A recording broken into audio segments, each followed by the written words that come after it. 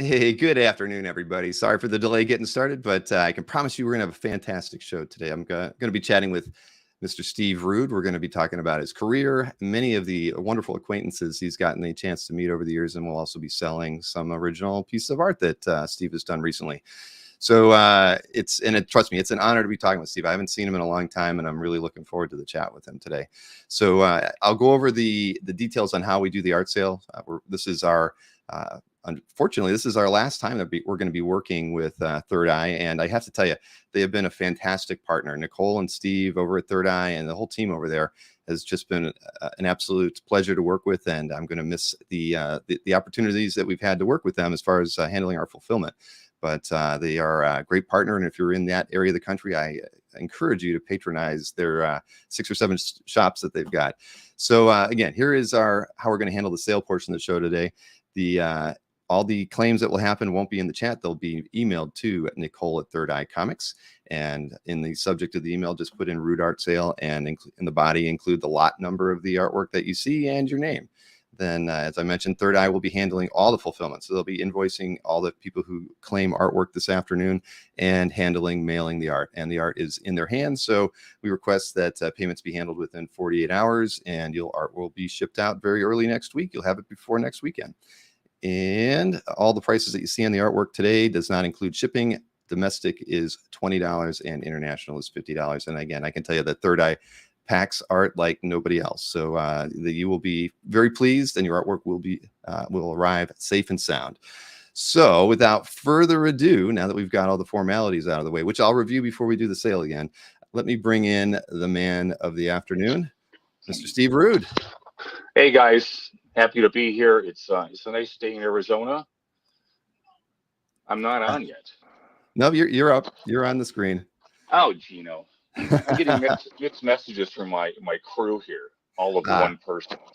Well, hey, a crew of one is better than a crew of 0. That's what I always say. Though I'm flying solo today. But so Steve, it's like I say, I mentioned beforehand. I hadn't seen you in. I feel like my first show that I went through. So it's almost been 20 years since I got to see you at a show. But I remember even back then, I had a really nice conversation. You know, your booth setup was fantastic, and I always love looking at your art. I mean, there's a lot of your art on CAF, on Comic Art Fans, so I get to see your art every day. We talk a lot about it, so it's an honor to have you here on the show with us. Well, that's wonderful. Thank you for that. And I've also got current art that I would love to bring out if anyone's interested that I'm working on currently. It's all Nexus artwork, and it's pretty exciting to look at this stuff because it's more than twice up. Oh wow! Well, I can tell you, we definitely want to see what you're currently working on, because the pieces that we're going to be offering for sale today are more like commission style pieces versus published stuff. So I'd certainly love to see what some of the published pieces that you're working on look like. Let's see. I'm just trying to look through the chat here, but yes, everybody's happy to have you here too. But so Steve, before we kind of dive into anything in particular, I know your career started, I mean, at least from a publishing standpoint, in the early 80s, but what was the driving force behind wanting wanting to become a comics creator in the first place? The driving force is a very intangible thing, Bill. Who knows what it is within people, some kind of a bizarre spark of some kind that at some point you have to determine what you want to do in life. Now, I know there's a lot of people that I know that are many, many times smarter than me that still in their 60s have no idea what they're doing or want to do with their life. I fortunately have a lower intelligence, never had that problem. I knew exactly what I wanted to do, and I went after it like a guy possessed. To me, honestly, making it was life or death. So I worked, and I still work. Then I headed back.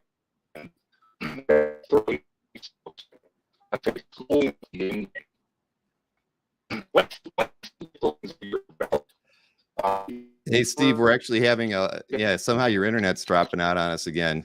Actually, I don't know if he can hear me properly or not, but there's definitely something. Yeah, something's up with your internet connection. It's kind of breaking out, but similar to the problem we had when we were in the green room before the show, but it seemed fixed. Well, yes, intruder alert. That's what it sounds like. Steve, I don't know, maybe try to, here's what I would suggest. I would suggest, if you can hear me, yep, he's doing exactly what I would have suggested, which is drop himself out and pull himself back into the chat, and then we'll see what happens here. But yeah, he's on a Wi-Fi connection, so that was part of the problem when we were working things out. But we had changed a few things around, and it seemed like it was fine. So we'll see. I'm sure he's pulled himself out of the green room. A reboot might be in order, number one Marvel fan. So hey, I'm so glad that everybody at least is taking the time out of their Saturday afternoon to hang out and watch the show today. I got my Thundercats shirt on. I don't know why. Jason D'Ambrosio is probably not in the audience. I bought this just for him, but he's probably not here to enjoy it. But I appreciate all of you coming out to hang out today. Steve and I were talking for about 10 minutes before the show, and there was stuttering going on his mic that didn't have the crackling on it though. So the crackling might be from what he switched over to. He had a couple different mics that he was working on, trying to figure out which one would be better. And I have a feeling the current one might be the problem. So we might switch back to the old one. Stupid tech problem, says Human Spider. Absolutely. Well, we could talk some business. West, congrats. I did see your email a few minutes ago about getting your comic art fans best of trophy. And I think you might have sent me a picture, but I didn't get a chance to read the email and actually see it. But anybody who has who ends up getting one of those trophies, I do encourage you to send me a pic of those. Oh, and Steve is back here. Hey, Hard Steve. to believe, but true. Yeah. Never trust a machine. They're going to be taken over someday. So that is very true. Everything sounds good now. No crackling at the moment. I think let's keep our fingers crossed. So, all right. How back to that original question, the intangible reasons for wanting to become a comics creator. Yeah, a lot of people answer these questions very straightforwardly, but for some reason, I tend to go into the ether with these things. To me, it's a very strong inner thing that nobody can explain. But Mike Barron, my partner, and I, from the very beginning, who created Nexus, both of us had this burning urge. Actually, it started to burn hotter later on. The more success we got, the more excited we got about what we were doing. Mm-hmm. And I just know the stories Barron was handing to me were fantastic. The early day stuff was unparalleled. I have a question for those people out there. When I'm going to shows, Bill, I meet a lot of people, and I think some of you guys that are listening right now have been in this situation where you're always asking, is it too late for me? I've always wanted to do this, but I've been stuck in this job that I do to bring the bacon home, but I've always wanted to do comics. So the question is it too late? Well, imagine waiting 5 more years from the time you said that. You just wasted 5 years when you could have taken action immediately. And I'm an immediate action kind of a guy.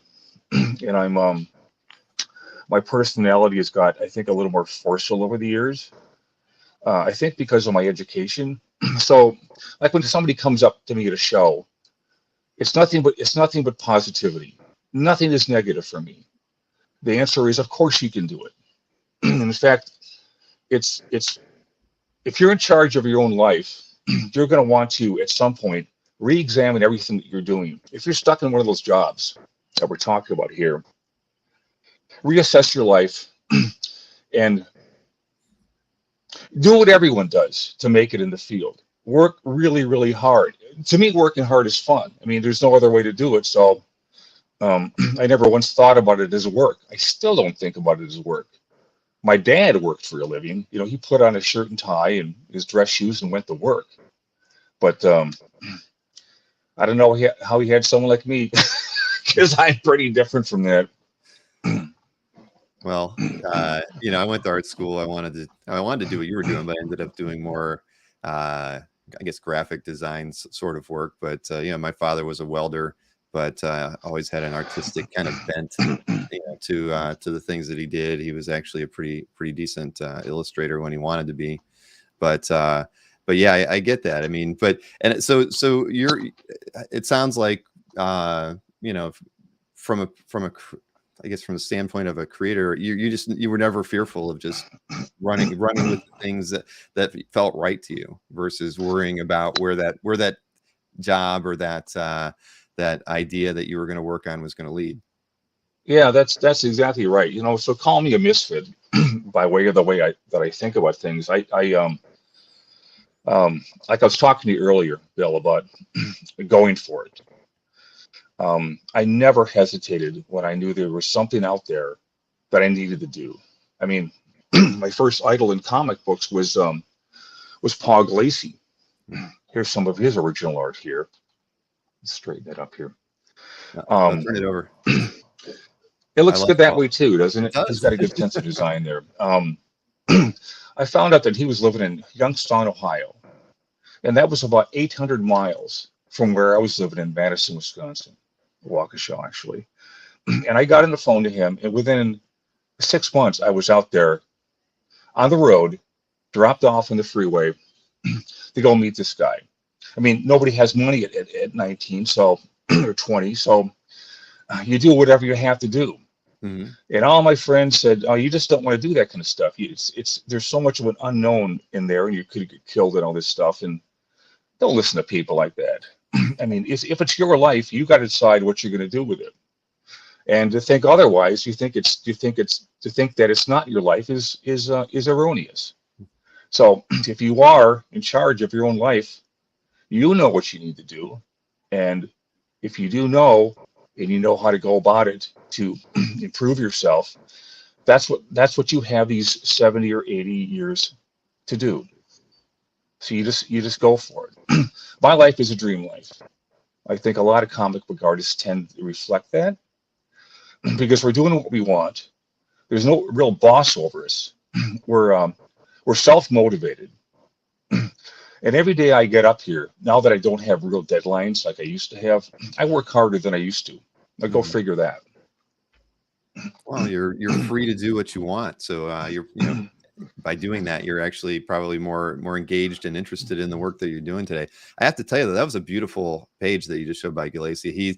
That lower row with the 4 panels just depicting the same scene.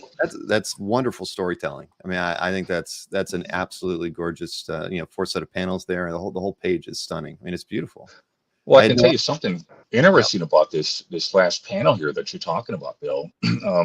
According to Glacy, when Dan Atkins, who inked the rest of this page, was in the studio, who would happen to drop by but Jim Steranko?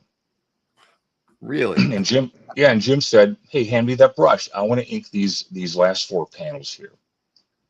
So we're looking at some Steranko inking going on there. That's incredible. Cool, huh? Yeah, absolutely. Did you pick up that the art from Glacy? So you got the backstory on it? I think so. I once I visited Glacy during the first outing where I hitchhiked those 800 miles. Boy, that was an adventure. And that's what life is about. It's supposed to be about an adventure.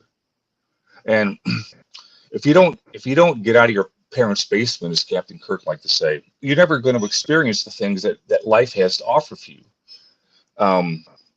It is really something else.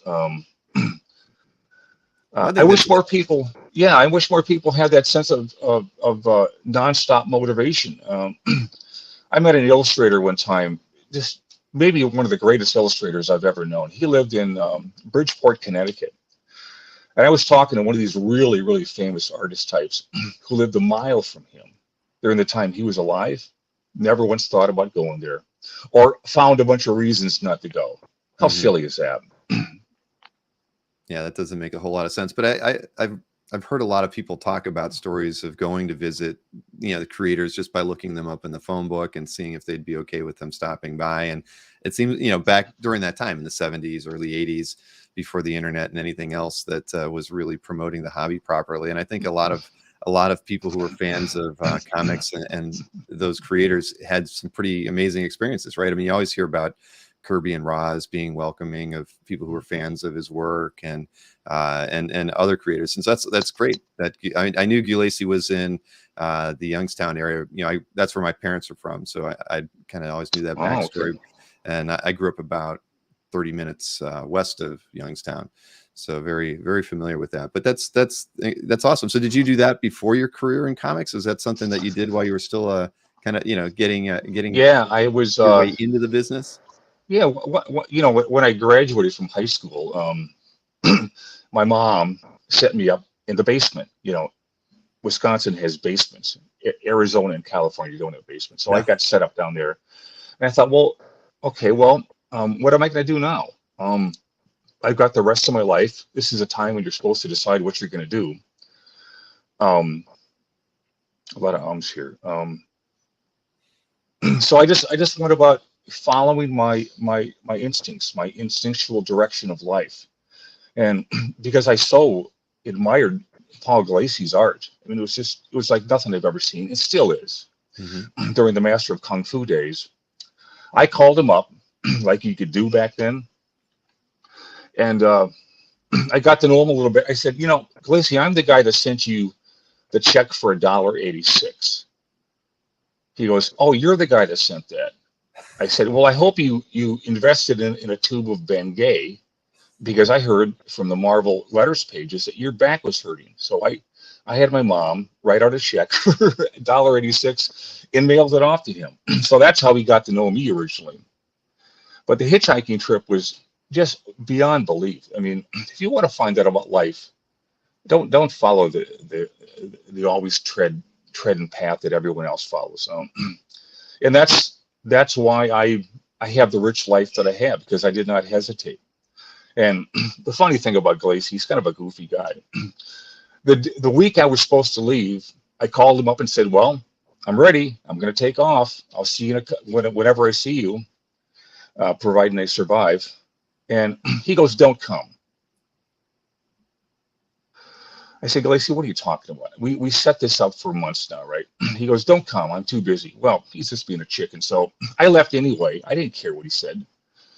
So my friend dropped me off on the road, and the adventure began.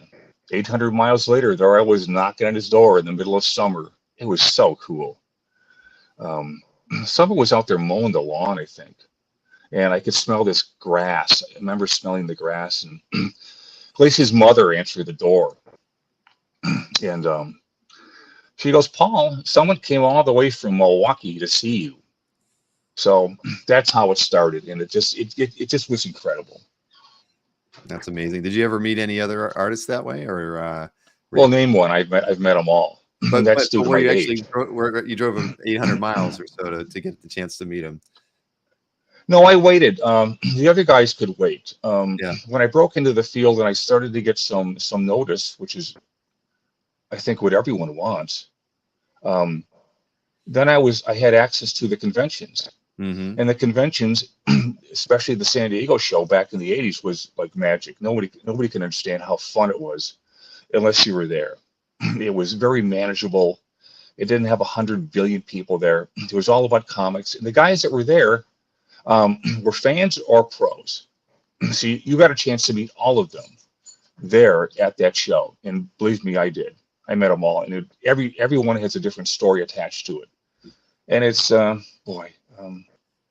that's why I'm so excited about what I've done in the past and what the future might bring for me upcoming. Well, you're part of the fraternity now. I mean, so what would you classify as one of your more memorable experiences as far as meeting, a creator that you were really hoping to, getting that opportunity to meet, whether it's at San Diego or really any show, but it sounds like San Diego was maybe your main one. Yeah, well, if you guys like hearing these stories, I can give you a few more. Yeah, please. The two things that I recall so vividly are meeting Jack Kirby and Doug Wily. Doug Wily is the creator of Johnny Quest, and Jack Kirby is the creator of everything else on Earth. And being around Jack and Roz was like going to kind of an earthly version of heaven. When you got there, you felt instantly relaxed. There was no tension around any of these people at all. They were just so down to earth. I kind of call it visiting Mayberry. Mhm. um, when I was in Jack's home, and he was so unpretentious. He was just what he was. So that his character was as impressive as his body of work for the last 50 years. So meeting him was it was I was awestruck, and I would same time I was relaxed, because when you meet these guys, you have to treat them as human beings, because that's what they are.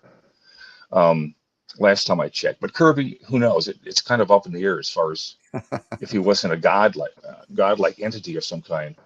Doug Wiley, he had a very crusty personality, but he knew that I was obsessed with these cartoon shows. I was 8 at the time that Johnny Quest came out, and the whole family used to sit around the black and white TV to watch these shows back then. Um, and it just, when you're 7 or 8, I think I was 7. The when you have an affinity for things, certain things in life that talk to you, they stay within you for your entire lifetime. So those two guys have kept me inspired forever and ever. Mhm. So that's another great thing about having met these wonderful guys. Um, so I think the coolest thing was when I brought my lifelong friend over to meet Doug, and he couldn't believe. I think I surprised him. I said, "This is Doug Wiley, the creator of Johnny Quest." He just flipped out. So we went into Doug's living room, and we actually watched one of the episodes of Johnny Quest with the creator of the show. And oh man, it was just. There's no words to describe it. If I was an author, I'd find the words, but I'm an artist, and I'm still working on that.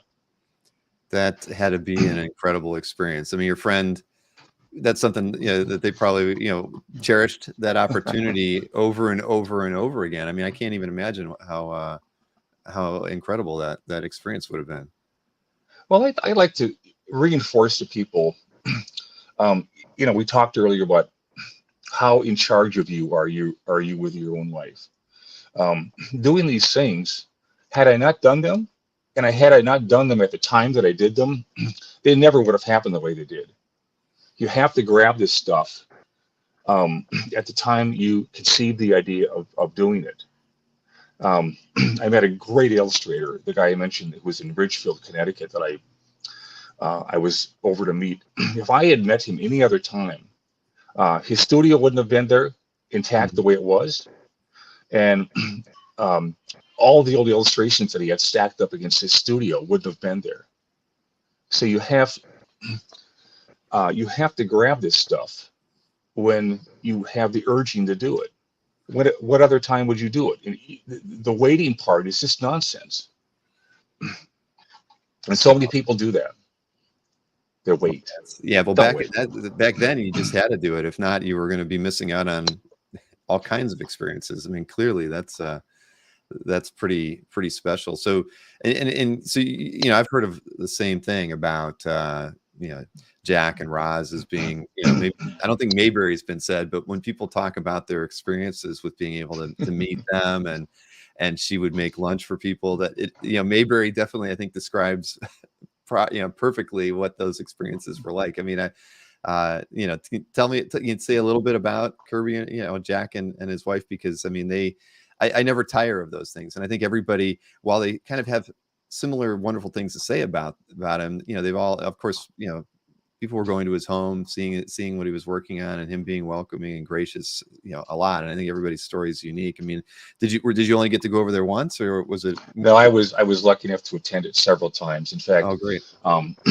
some of the art that I'm going to hold up here, that I'm blessed enough to have, came from a phone call from Jack telling me that he just got a bunch of artwork in from his DC 70s, early 70s days. And I'm looking at the back of these right here. Um, this page right here. You wanna ask me? Dare you ask me how much I paid for this from Jack?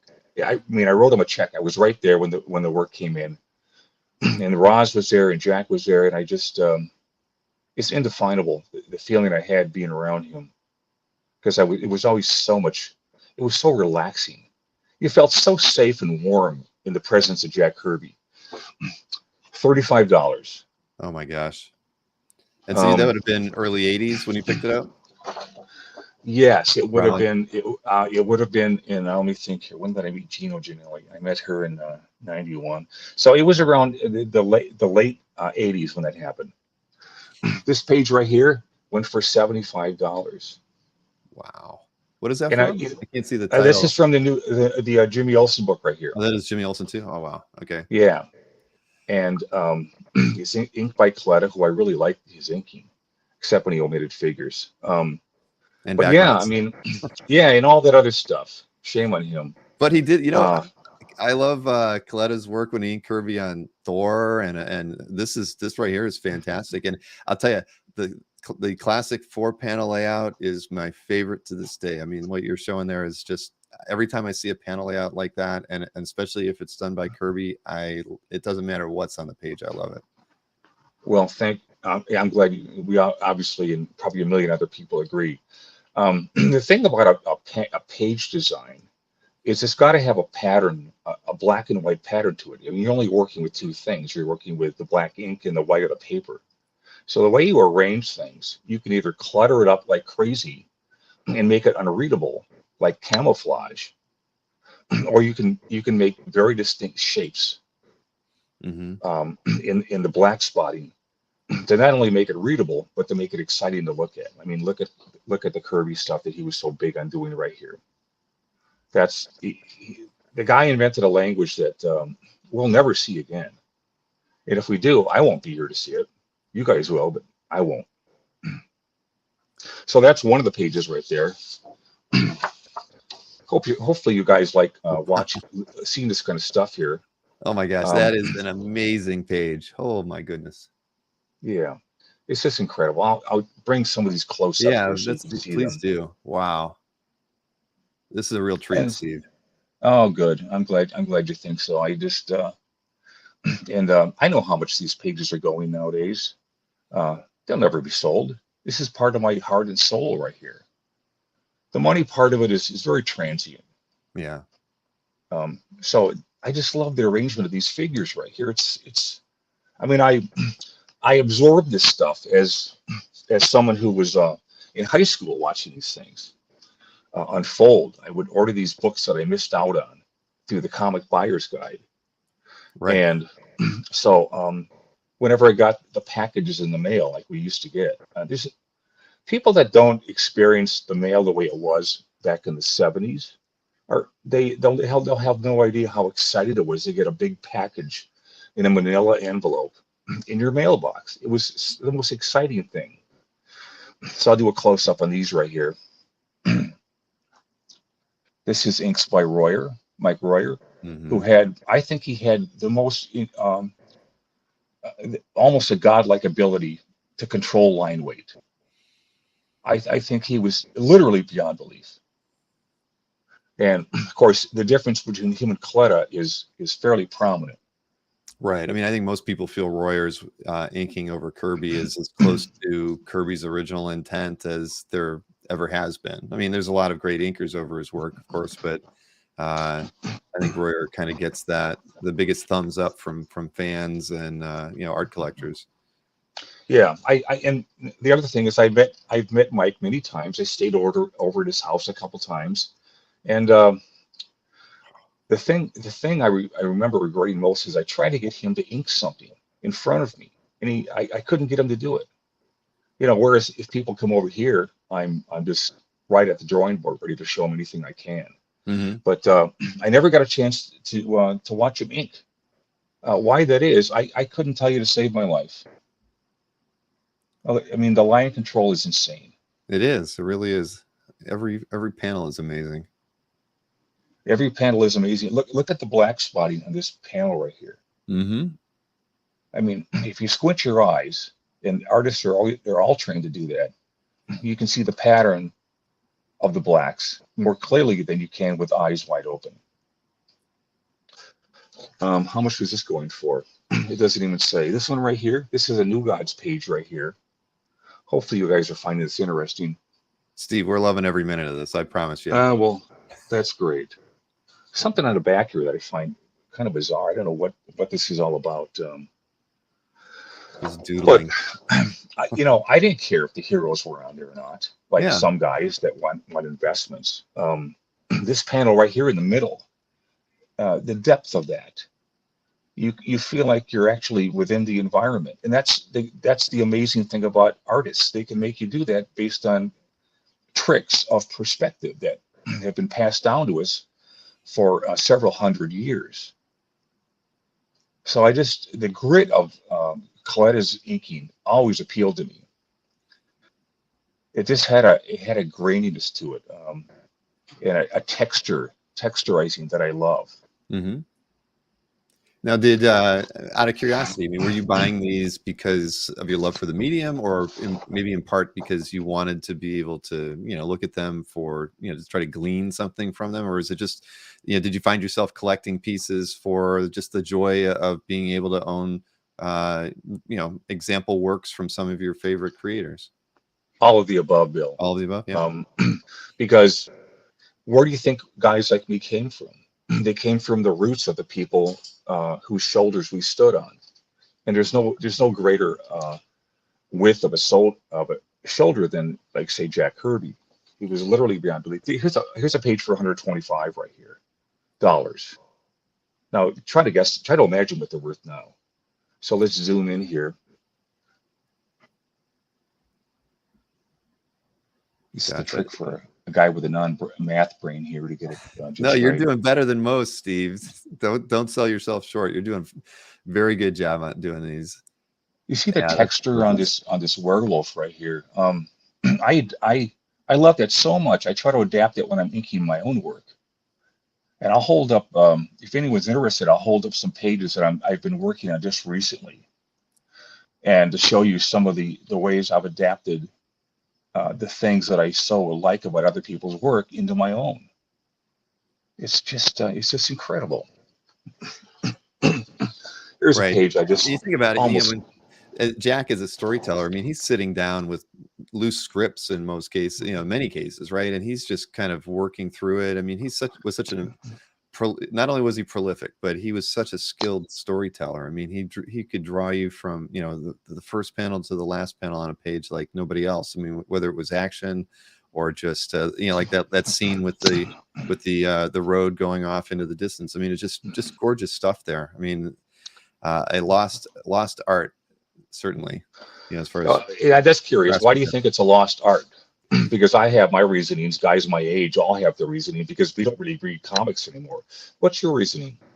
Well, I mean, I think, there could be several reasons. I mean, in part, I think back then, there was think about it, there was no aftermarket for their artwork, really. So they're really focused on being great storytellers first and foremost. So you're not really worried about doing money shots on pieces and that sort of thing. I mean, you look, covers back in the day were more about storytelling and content from the comic, whereas today people like a good movie poster, image on the front of a cover, because it might catch somebody's eye better on a shelf, right? So I think the reasons behind why the art was done were a bit different back in the 60s and 70s, and even into the 80s versus what we see today. I mean, there's so much focus on not even just say the art sales, but just trying to the marketing behind stuff, that I think that there's a different set of pressures on the the writers and the artists that are out there today than were there in the 60s or 70s, where it was still kind of experimental, right? Everybody was kind of learning what the medium was about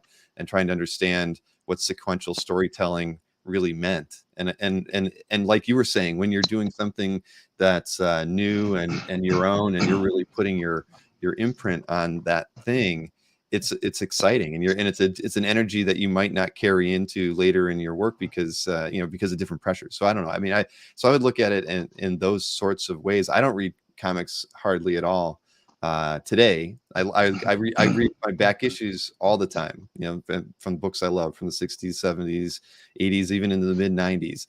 But there's only a few titles even today that I pick up, just because I think the stories are just not as engaging, and in some cases maybe some of the art isn't as engaging too. Well, that's a very good answer. I agree with everything. What is it about that work back then that drew us in? I mean, you gave me your answer. To me, it was the like I said, I'm not a writer. I can't really explain this stuff very well, but I know in my heart exactly what it is. It Mhm. just you mentioned the posterizing of covers and things like that in pages. Well, Marvel tried to pull that crap on me a long time ago when I was doing my Captain America miniseries. And also when I got the order that came down to make generic covers. I said, what, you mean I can't do stories that actually relate to the damn story and the inside? They said, no, we don't want that. That was Joe Quesada who was in charge at the time. So these people decide what they want. It's just nothing wrong with that. When you're in charge, you decide what the way things are going to go. I just thought it was incredibly stupid. So I had a couple covers rejected for that reason, and that's when they brought in different cover artists to abide by the rules that they handed down to artists to do posterized covers that had nothing to do with the story inside. I rebelled, didn't do them, so they replaced me. Right. Well, that's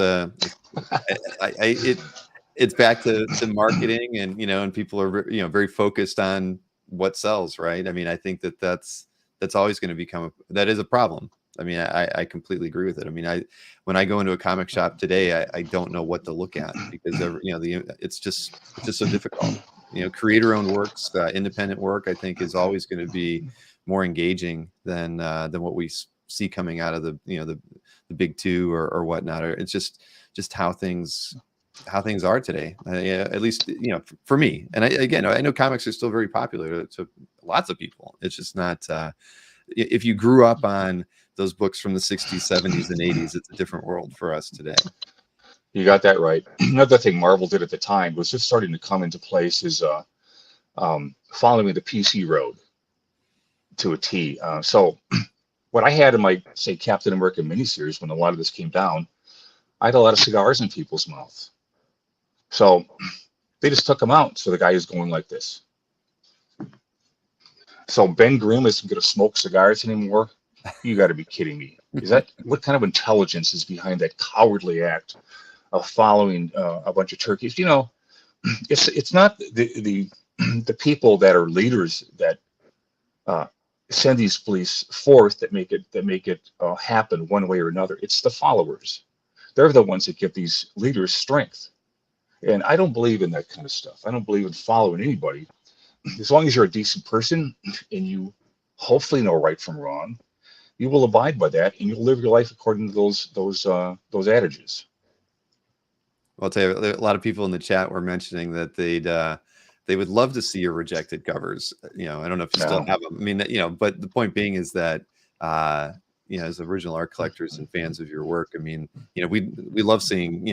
We would probably prefer to have seen your take on those images, but I get it. I think that's great. As fans, we can appreciate these things a little differently than maybe the companies themselves. So I think we'd all be standing in your corner as far as what your vision for those works.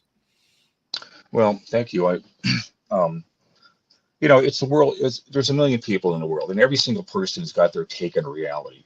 Um, I suggest that whatever your take is, again, if you're a normal, decent, God-fearing, apple pie eating guy, person, man or woman, um, you will live your life according to your conscience. And your conscience is a very bizarre thing, a very powerful thing, as we all know.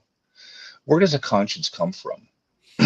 What makes a person turn left in a certain situation in life when they were told to go right? So I think there's some kind of bizarre thing deep inside human beings. It may be in some animals too, like elephants or things like that, that have this intangible thing that's given to them at birth. I guess it's a soul or whatever, that tell you when you're doing something wrong, and also when you're doing something right. Your conscience comes up and starts telling you uh, which direction to go in. How do you figure that stuff? Right. Maybe I should write a book. You should try. You could, or you could sit down and record your thoughts, and one way or the other, it would get you would get it out of your system, which isn't a bad thing. I mean, I think it's I think what we're doing these shows, I've always learned a bit about creators that I wasn't, things that I wasn't always aware about them. But let's see, there was a question. Where was that? Before we go to that, I want to show you that sure. I do indeed practice that very thing. This sketchbook number 38 it's got as many quotes, my own thoughts in life at this age, that I feel it's important to write down for posterity and the here and now. A lot of words that I can't spell. I try to learn them, try to soak them into my head, because I'm writing my own Nexus stories now. So all these things, they're quotes that kind of guide my life, of people that either are contemporary or people that have come way before me that are no longer here on this earth, but they had people have their thoughts about things, and they wrote them down for the time that when they're gone, their work survived long after their mortal shells, if you want to call it that. No, I think that's so a bit of a philosopher I am. Yeah, no, I've never I've always thought about journaling and never was able to do it. But if you're on book 38, you've been doing it for quite a while, keeping all those thoughts and ideas and just fresh, so you never forget. Yeah, so let's go to that question. Yeah, the question. Let's see. Frush 30 wanted to know. Would love to hear about your correspondence with Toth. Well, I always shoot in the hip. Alex should have been on medication. And I don't think he ever was. In fact, I'm sure he never was. I think the only time he was ever on medication was when he was dying. And the nurses in there forced some things on him to mellow him out. But he's an amazing case of a psychiatrist's dream, I think. To get that guy on the couch would have been a lifelong pursuit. And I'm very interested in psychology. When I would talk to Toth on the phone, the first time I talked to him, I would just call him up out of the blue, like I tend to do. And he was very cordial. I caught him at a very good time. Eventually, Alex has this habit of unbefriending everyone he's ever met. And you never know what's going to happen. He had a temperament like I've never seen in my life. It was fascinating. I remember one time I was living in Pasadena. Oh, what great days those were. Beautiful sunny day, and I was driving along my merry way, and I happened to spot this old crusty looking guy on the crosswalk. I thought, oh my God, that's Alex. So apparently he was visiting his mom, who lived in Pasadena, where I was living at the time. And I pulled over and I said, "Hey, Alex, it's the dude here. Imagine seeing you here." And he said something like, I said, "You look like you're sporting some Miami Vice stuff there. You look pretty good, Alex." He goes, "Well, that show's been canceled, and so are you." Oh, man, that's Alex Toth right there. The best thing I ever heard about Alex came from Mike Vosberg, and he said, "Being around Alex is like juggling a live grenade." I could see. I've done a few shows with Vosberg, so I could see him saying that. But wow, that's tough, because I mean, Toth is somebody that I think so many artists admire or have learned from one way or another, right? Just because of the work that he did, the style. I mean, he has an influence, I think, over creators. But again, and their artistic genius doesn't always have to correlate with the most personable person, right? I mean, at the end of the day, you'd like two things to be on an equal footing, but irrespective of someone's personality. But having his work, I mean, and he was prolific. You talk about a guy who just loved to doodle and whatnot. I mean, there's so many pieces of his work out there. It's incredible. But there's a lot of work out there. But did you drive away after he said that, or did you give him a lift? Oh no, he was only blocks from his mother's house, so I let him go on his way. I think he was looking forward to some goulash or something that his mom was famous for making. But boy, everyone who ever met Alex Toth has got a story about him. So he's pretty infamous. You take Kirby's character He's personable, his inner character, and you compare it to Alex, you couldn't stretch the parameters far enough. Where's my hand here? Okay, something like that. Where's my other hand? Okay, we're going way far here until infinity. So you never know what you're going to get. Well, that's a good answer. I think Fu should be very happy with that one. Henry's asked this question. I mean, so you mentioned you couldn't get Royer to do any inking in front of you, but were you familiar with Jack's style? Because Henry wanted to know, do you know the way that Kirby would work on a page? He says he's heard that he would start in the middle or start in the top left and work from the bottom right. I mean, how did Kirby approach his layouts? Do you know? I mean, yeah, sure. I know. We all know from people that were there at the time. This is a funny story that people are going to get a kick out of. When I was visiting Kirby one time, I asked him if he would draw something for me. I mean, it never occurred to me that that I would ask Jack, can you draw something in front of me? I didn't care what it was. He could have done an apple or a still life. I wouldn't have cared. Mm-hmm. I just wanted to see how he worked. And he kind of went into this Edward G. Robinson stance and threatened to beat me up. He was the funniest guy. I mean, he's so lovable. But that street kid within Jack never left him. I remember a story where he was in what was the restaurant? It was some restaurant in Pasadena, some steakhouse, and he was sitting there minding his own business, and he heard these guys in the table next to him talking German, and when he went up to the cash register, Jack, to pay for his meal, these guys approached him in some kind of an episode, some kind of confrontation took place, and Jack was threatening these three guys that I think he very much indicated by their conversation that they were very Nazi, pro-Nazi, and Jack wanted to take him out and beat him up in the parking lot. That's wow. Jack. I haven't heard that story before about him, but I guess that shouldn't surprise me. I mean, he was in World War II, and he had, I think that certainly influenced a lot of his. He was such a great illustrator of war stories. I mean, he had personal experience, right? So, wow, that's a new one for me. Well, so gosh, sorry, that's just such a wonderful story about Jack. I can give you another one. One time I asked Roz. I mean, no one ever talks to Roz. I was always big in talking to her. When you learn your manners, you don't walk into a room and ignore the other people there, which is what so many people do. I find the person who no one's talking to and engage them in conversation. And I love to talk to Roz. She had a lot to say as well, but she was always in the background, always very quiet. While she was serving sandwiches to everyone or telling them to go out and have fun in the pool. But I said, Roz, what does Jack dream about? What does a guy like Jack Kirby dream about? And she just said the war, the World War II. He would. She actually told me he would in his sleep would be talking German. So that imagine after all those years, from the time he was 18 to the time he was in his late 60s, the war never left his experience.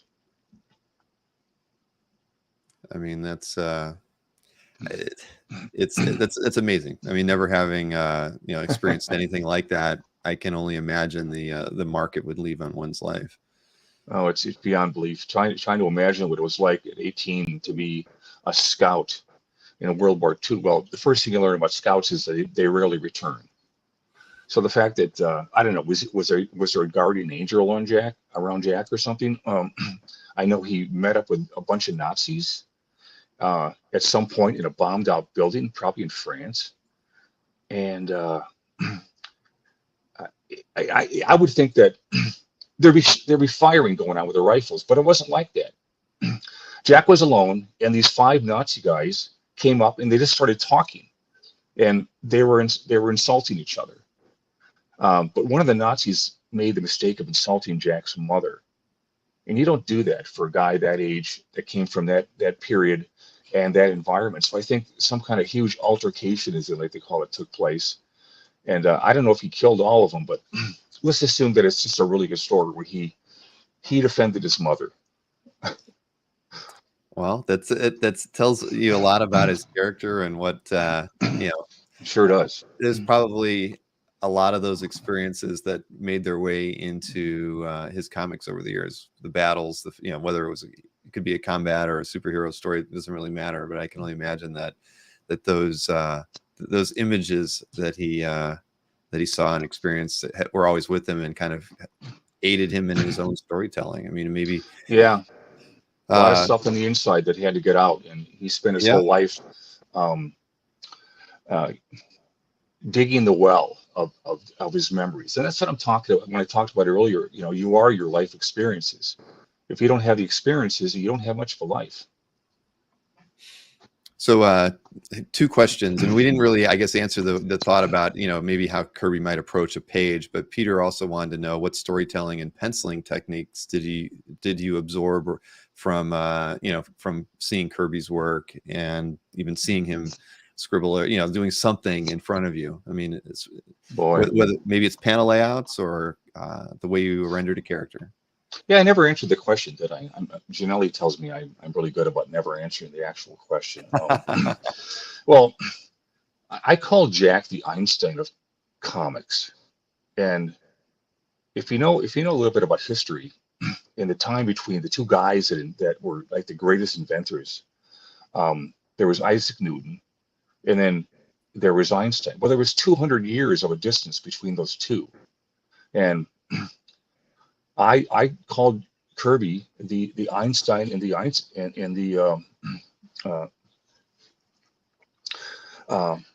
other guy. I just forgot his name. That was Jack. Mm-hmm. A combination of those two geniuses.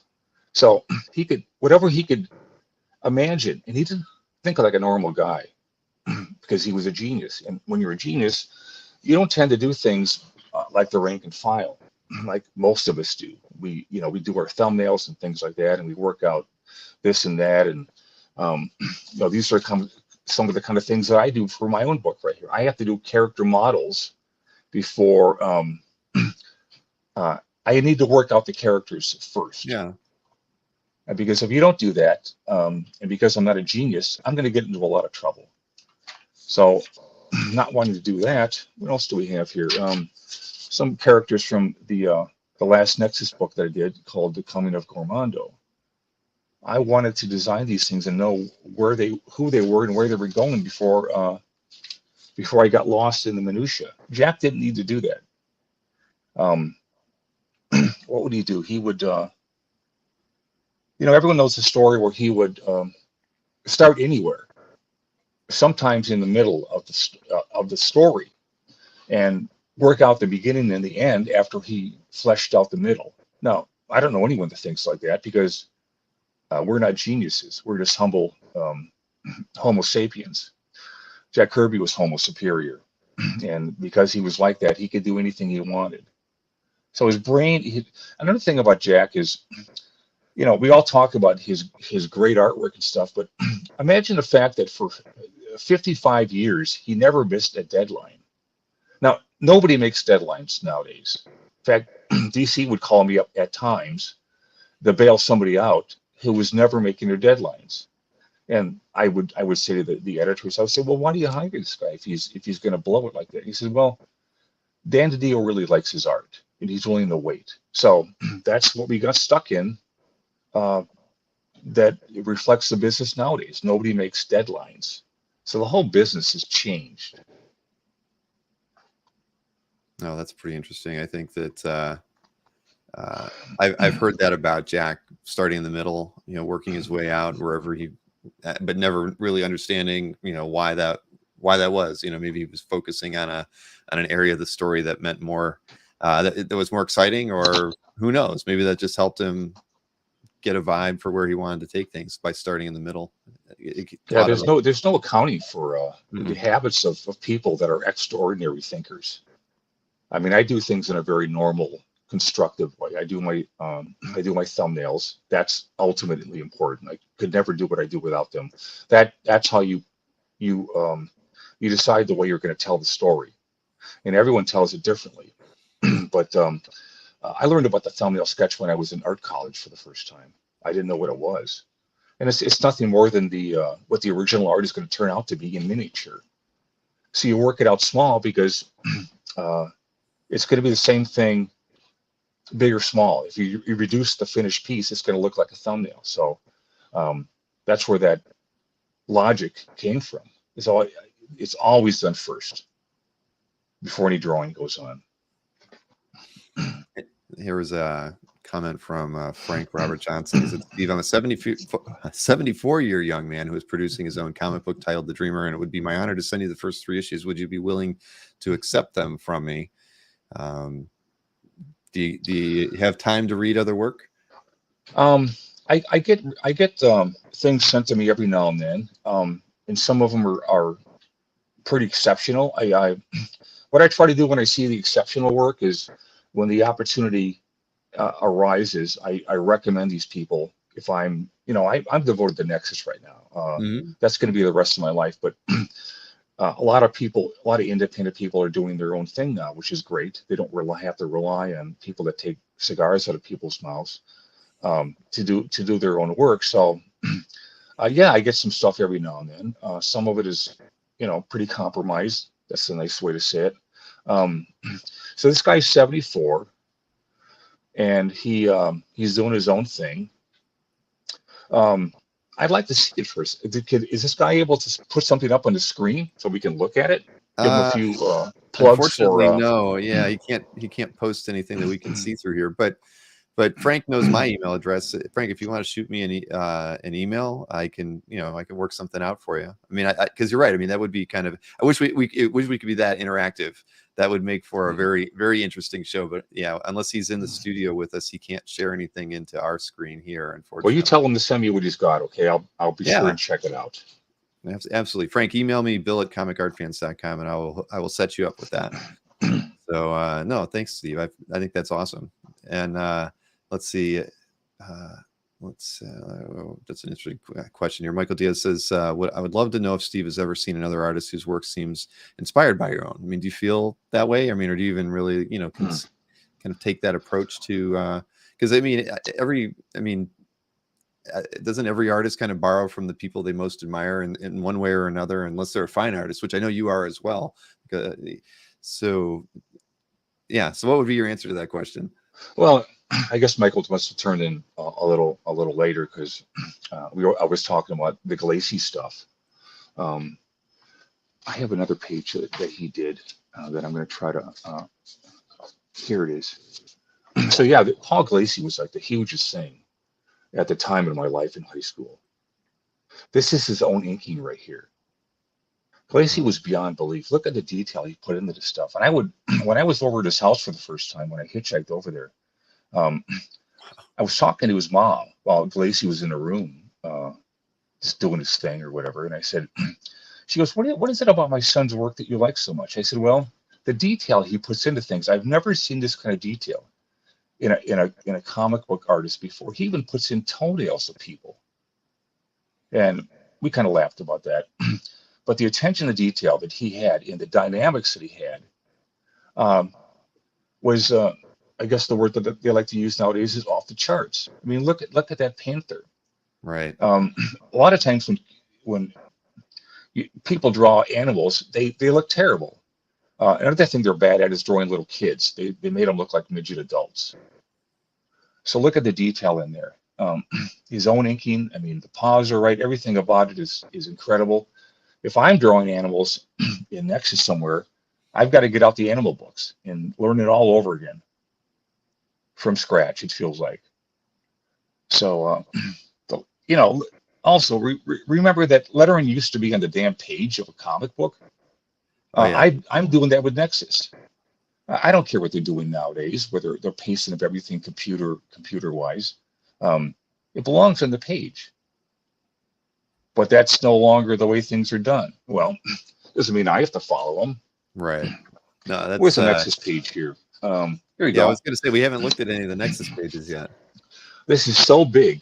Compare the size that I'm working here. Let's see if I can make this work. So that's my Nexus page, and here's the original art that had a working area of 10 by 15.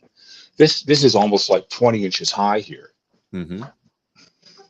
And I just love working on this size paper right here. It's this beautiful white Bristol board. And as you can see, the lettering's all done on there because it's the way I want to do things. It was the smartest way to do things, so why shouldn't I do the smartest way possible? And I love lettering. I'm still working on getting better at it, but that's the challenge of everything in life. These are all pencils right here. Mm-hmm. Is there any inking already done in this thing? Yeah, there's a little bit here and there. Now, why? What's the reasoning for working twice up? Is it you can put more detail in it, or that just feels more? It just feels right? Well, I'm actually trying to adapt Nexus into not a comic book anymore, but a comic strip. And I was very inspired by the size that a lot of these guys worked in back in the 1940s and earlier and beyond that. Mm-hmm. The fact is, you can work any size you want nowadays. You're not beholden to this thing that True. came along in the mid to late 60s, where the whatever it was came down to no longer work 12 by 18. You had to conform to a 10 by 15 because it fit on the printer better. Well, that's no longer a reality anymore. So the fact that I can work this large is just a blessing here. Wow. So this is finished work for the upcoming Nexus book right here. See if I can manage to show this right here. This panel right here, where I'm showing in an establishing shot where something that used to be is being shown in the story. I have to draw this scene 4 times, and it's not one of these paste up things where you Xerox it, right? Mm-hmm. I just deplore that. So, but that means a lot to fans when they see he went the long route, he went the hard route. He redrew this thing, which is the exact same panel 4 times. So for whatever that's worth, it's just it's so much fun. It should be illegal the way I'm working on Nexus right now. I get it. Well, when you're working on something you love, I mean, I hope it feels that way, that you're breaking the law in some form or fashion, right? But no, that page was gorgeous. That first panel, the third panel, just putting all that detail into the backgrounds there. That's amazing. And doing your own inking and lettering, and that really gives you so much control. I mean, when that book is done, every fan of yours is going to look at that and just know that this is pure Steve. You're writing, you're doing all the art. I mean, that's incredible. I mean, I can't wait to see how that turns out. I mean, that's beautiful. Yeah, Ram even said it feels like it has more soul with the words on the page, and we talk about that a lot. I mean, we all of us having we love the artwork where the lettering is on the page. It's just not the same without it. Even if they put an overlay on it, they put the lettering on the overlay. It's not the same. It's not the same. It feels at least it's there, but it's not the same. So that was beautiful to see. And maybe going back, and maybe Michael was more curious if you felt that you've inspired other artists. I mean, you're and maybe not even thinking of it in terms of art style, but just the idea that the independence of doing a story like Nexus. I mean, I think that in the early 80s that wasn't something we saw too much of, right? I mean, someone's own creation being brought forth. I mean, that predates a lot of the work that we saw come out in the mid to late 80s, right? That was all independent work. So you were kind of doing that really early in your career.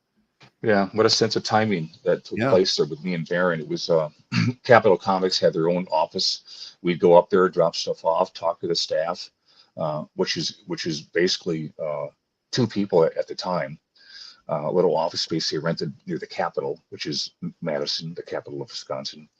And Uh, Boy, those days happened when they did. It would never happen again the same way. So these are the moments that make up your life. The sense of timing that nobody can explain. People always talk about luck. Well, what does that really mean? Does that mean right place at the right time, or what? What does it really mean? Well, nobody really knows what it means. It's an intangible, and by some luck, I had that experience in my life, the right time, the right place. Um, but the fan thing, I kind of look at comics as two phases. One is you do the work, the artist creator does the work, and then you send it out to the world, and you hopefully get feedback from the people that are reading what you've done, and all of them being individuals, they decide if they like it or they don't like it. If they like it, they're gonna stay with it. And the only thing they're going to ask of their favorite artists is do not lower your standards. That is the one thing you cannot do for the fans that are counting on you. I counted on Jack Kirby, never let me down. So my attitude reflects the same kind of thinking. Mm-hmm. Don't let fans down. Always, and because you're doing the work for yourself first. The animators, the old Warner Brothers cartoons would say, well, we did these cartoons for ourselves.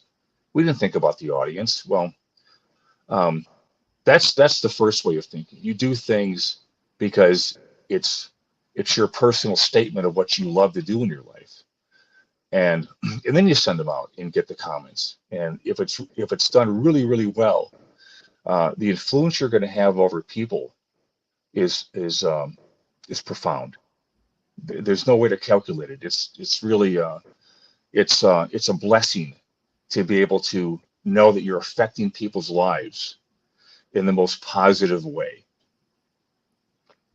No, that's a wonderful way to look at it. I mean, is it in a way you can't think about how your work might impact people, but at the end of the day, that once you put it out there, it can't help but influence in some way. And so I think that's a wonderful view of how you approach your creativity and anything that you put out there for the public to consume and other creators to see. I mean, it's probably, I would imagine somebody like Kirby was really was probably always thrilled to hear, or see how many people really enjoyed his work and how much it meant to them, because probably early in his career, he never felt that he was making an impact on future generations of artists. I mean, when he started in comics, most creators didn't want to create a career in comics, right? It was a springboard to advertising or some other job in marketing. But, Kirby stuck with something that he was not only good at, but he loved. And then finding out later how many people really loved his work,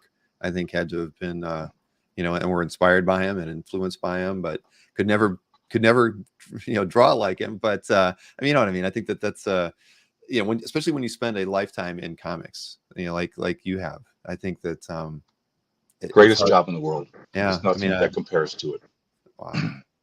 Well, and by the way, you and I were talking earlier. I think some of the people tuning in would like to hear about one of your stories. You mentioned to me that you wanted to be a comic book artist at one time.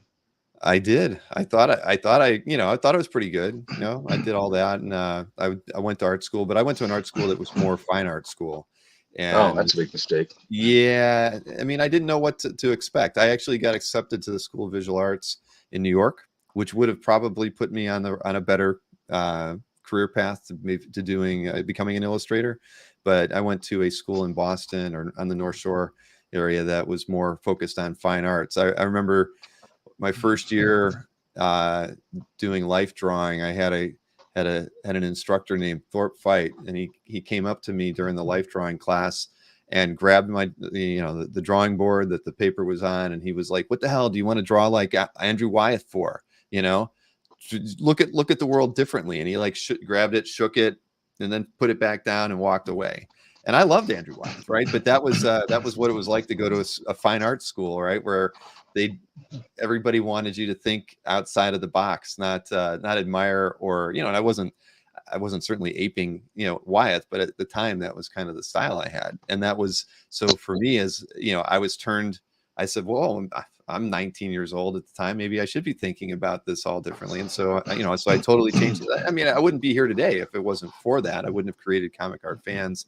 I wouldn't have, done, I think, the things that I've done in my career. But I do regret that, because I was definitely on a different path up until right around that moment. And the choice of school really changed everything for me. But again, I wouldn't have what I have today had I not done that. But it's interesting because I think a lot of people would get turned away from the things they enjoy, with setbacks like that, or being, it's too easy. Comics is hard, and making a career in comics, from everything I've learned from talking with creators, it is difficult. It's not always as glamorous as we all might think it is. But like you say, it's a joy to be in it every day. So I think that's wonderful. And for me, I get to talk with people like yourself who've been able to make a career in comics. And so I'm living vicariously now that it didn't end up being my career. Well, I could tell you one thing: the harder the work, the more the reward. Very true. Very, very true. Well, Steve, we probably should move to looking at the artwork that we brought for sale today. The thing is, I could probably talk to you for hours and hours, and we'd never become exhausted of the things, the experiences you've had, in the comics profession, and just talking about your career and the work that you're doing right now. That when we're going to see the next Nexus book. I mean, there's a lot more that we should be talking about, I think. But before we do the art, so I mean, tell me about where you're at with Nexus today, as far as you've shown us some work. I mean, what kind of timelines do you think you're on for? And because you also just mentioned trying to develop it as a strip too, so kind of fill us in on where we're at with Nexus. Sure. Hopefully, I can actually answer the question this time. One of the things I remember is about 10 years ago in San Diego, I was walking through the bar area where everyone hangs out, and I happened to come upon this heated conversation between Jim Steranko and Neil Adams. Now, if you know anything about these guys, it's like the Battle of the Titans, right? What I noticed was there were 5 other people around the table, and they were being ignored. Well, I don't like that kind of stuff. So I went around while they were arguing, these Adams and Steranko, and I walked up to the people, the other people at the table, and I started asking them about their lives. You don't ignore people. Everyone's got a story, and everyone wants to talk about what's on their mind, but you can't fake that kind of stuff. They have to know that you're really genuinely interested in hearing the answer. So if you've got that ability to do that, and it's something you develop over the years, but I sat down at some point, kind of invaded their space, and I said to Steranko and Adams, I said, what do you think the next greatest direction that comic books might take?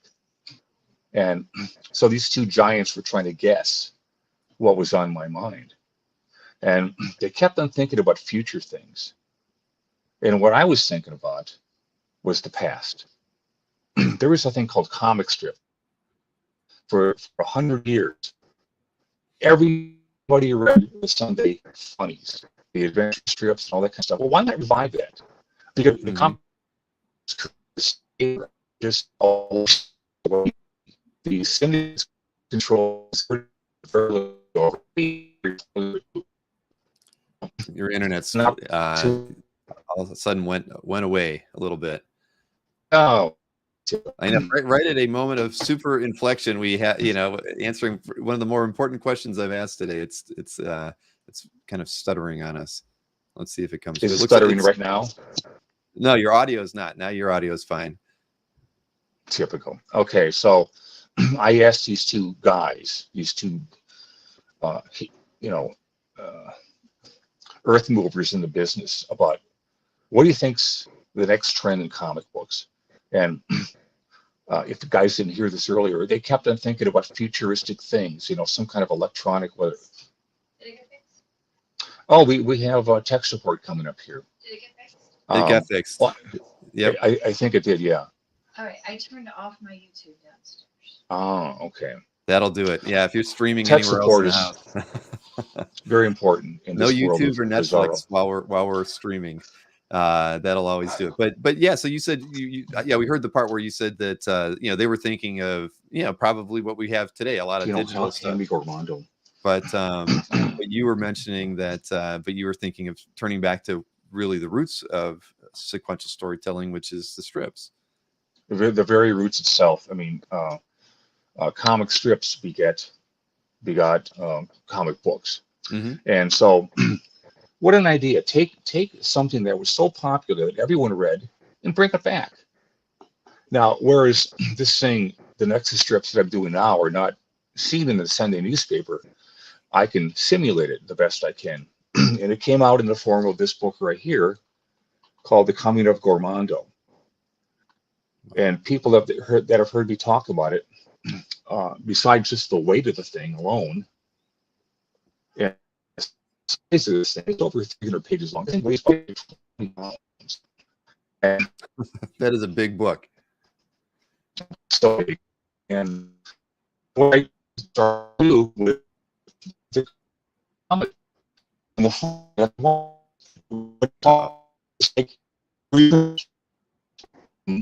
Hey, Steve, the audio is getting wacky again.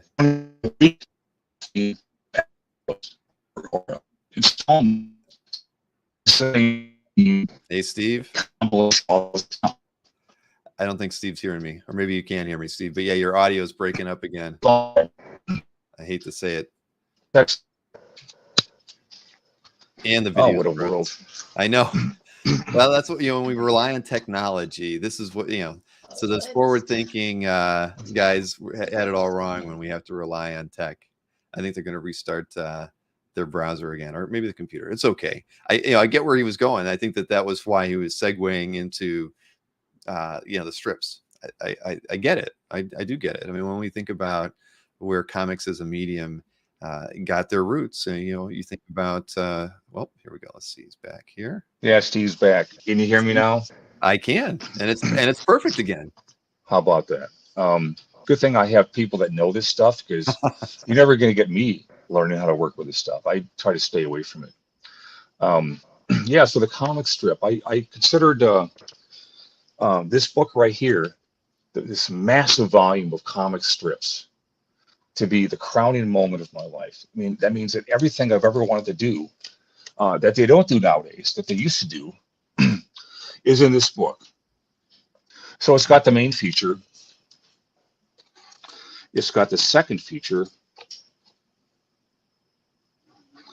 with something that's gotten popular over the years, to see the pencil work right that went into this thing. And after that, what do we have? I think we have the inking just straight out before that gets colored.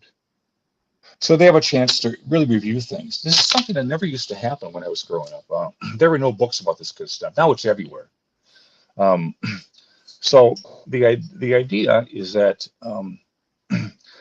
the people that are interested in doing this art form have access to information that they never had before. And the idea is to inspire others, just like I was inspired. We've even got a letters page back here. Something that isn't even done in comic books anymore. No, not at all. I've had a chance to talk about how I do my illustrations, which is realistic, rendered in paint illustrations, in the process in which I do it. So there's just these endless things going on here. We even have an endorsement section in the back here. Let me see if I can find that. We got some really hot numbers here that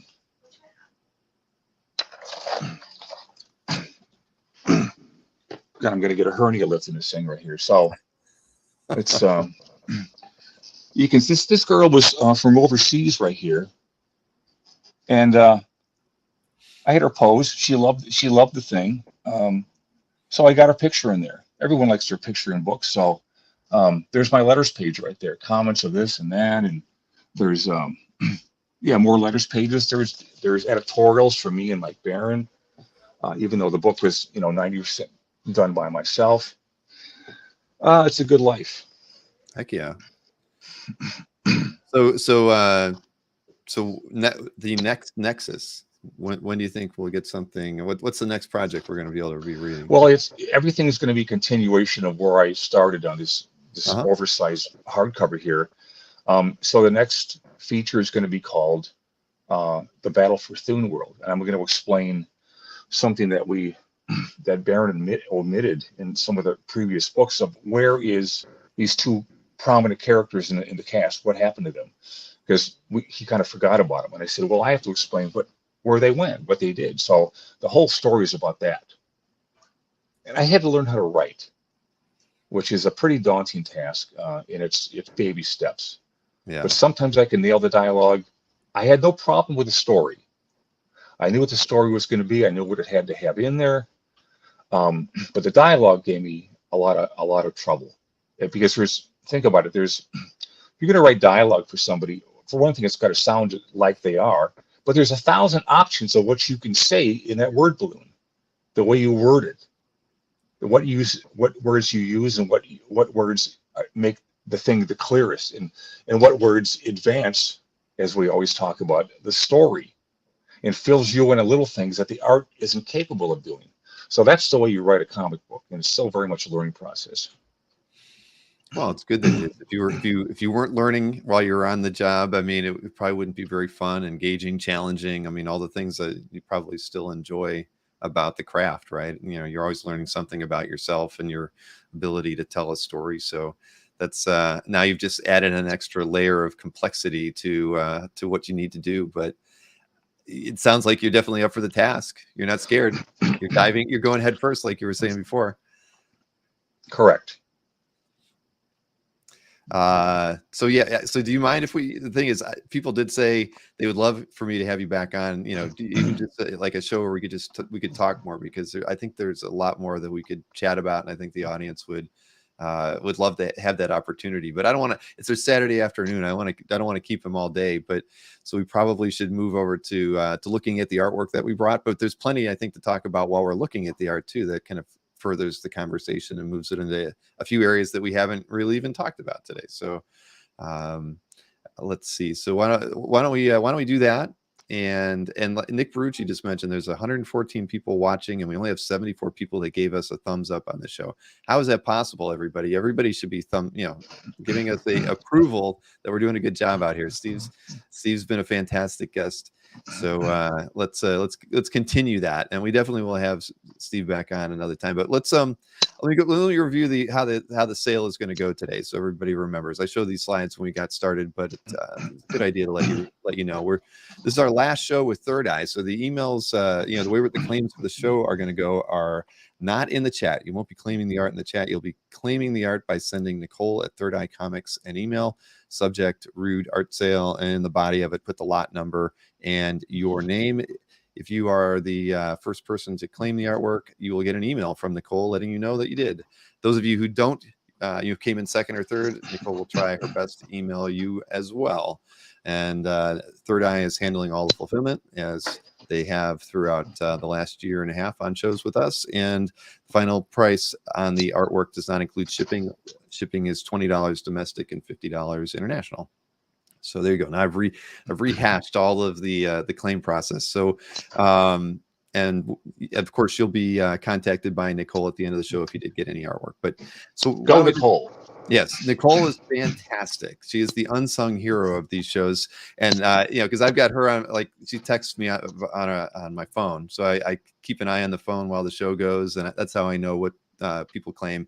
And I would tell everybody we've got 23 lots to look at today, and I would keep pen and paper handy, especially if there's a piece you like that maybe you want to wait and see what all the other pieces are out there. You can claim an artwork at any time. So if we're showing lot 5 and you decide you want to buy lot 1, just shoot Nicole an email. Nicole's email will be on the screen all the time with each slide that we show, so you won't forget how to send her an email as well. But if you're smart, you're wise, you'll have your email client open and have an email ready to go if you see a piece of artwork that you'd like to pick up today. So, all right, so let's we can go ahead and show the first piece, lot number 1, because this might be the one that kind of well, it's not the only one, but it stands out as being not a comic related, but definitely a classic story related piece. This first lot is priced at $650. It's an Alice in Wonderland piece. It's done on Arches watercolor on 11 by 14, and I think a lot of the artwork that you did for us today, Steve, was done on that heavier watercolor paper, and this is in pen and ink though. So something like this, I mean, do you kind of reference or enjoy these classic stories? Is that what kind of inspired you to do this piece, or was this a just off the cuff? This is what you wanted to kind of put together? Oh, there's two answers to that, Bill. One is I like to do things that are completely unrelated to comic books. I just happen to like the character of Alice. I think she's a sweet little thing. And the other thing is the art form of the pen and ink stuff that used to be real prominent in the early part of the last century. I just love that stuff. And I've spent my whole life trying to learn it better. And it's always a challenge. It's never easy. And I continually practice it. Like before I did Alice here, I did a lot of studies. And honestly, it's nowhere near the greats like Flagg, Montgomery Flagg, and Gibson and Orson Lowell, people like that. These guys were, the technical mastery of what they did is fairly unreachable, but I try. I have long arms, so I try to reach this kind of stuff. I just love doing this kind of work right here with pen and ink. No, I mean, it's gorgeously rendered. I love the the line weight. I mean, it's all very confident. That's the first thing I think when I see a piece like this. You're not afraid to put these lines on her face to kind of pull things out, or cheekbone. I mean, it's a confident illustrator that did this piece. So that's it's beautiful. I tell you one thing that's funny about this, Bill, and you guys out there watching, you see the birds back there. I never got a chance to ink those in.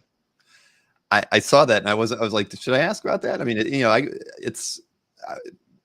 it doesn't need it, not necessarily, but it's kind of nice to see the penciling, still, on the page. I almost don't mind that you didn't finish it. It's because it kind of, the focus is on, the branch and the flowers to her, to the water. I think that it's lovely as is. So I can tell you this lot has been claimed as well.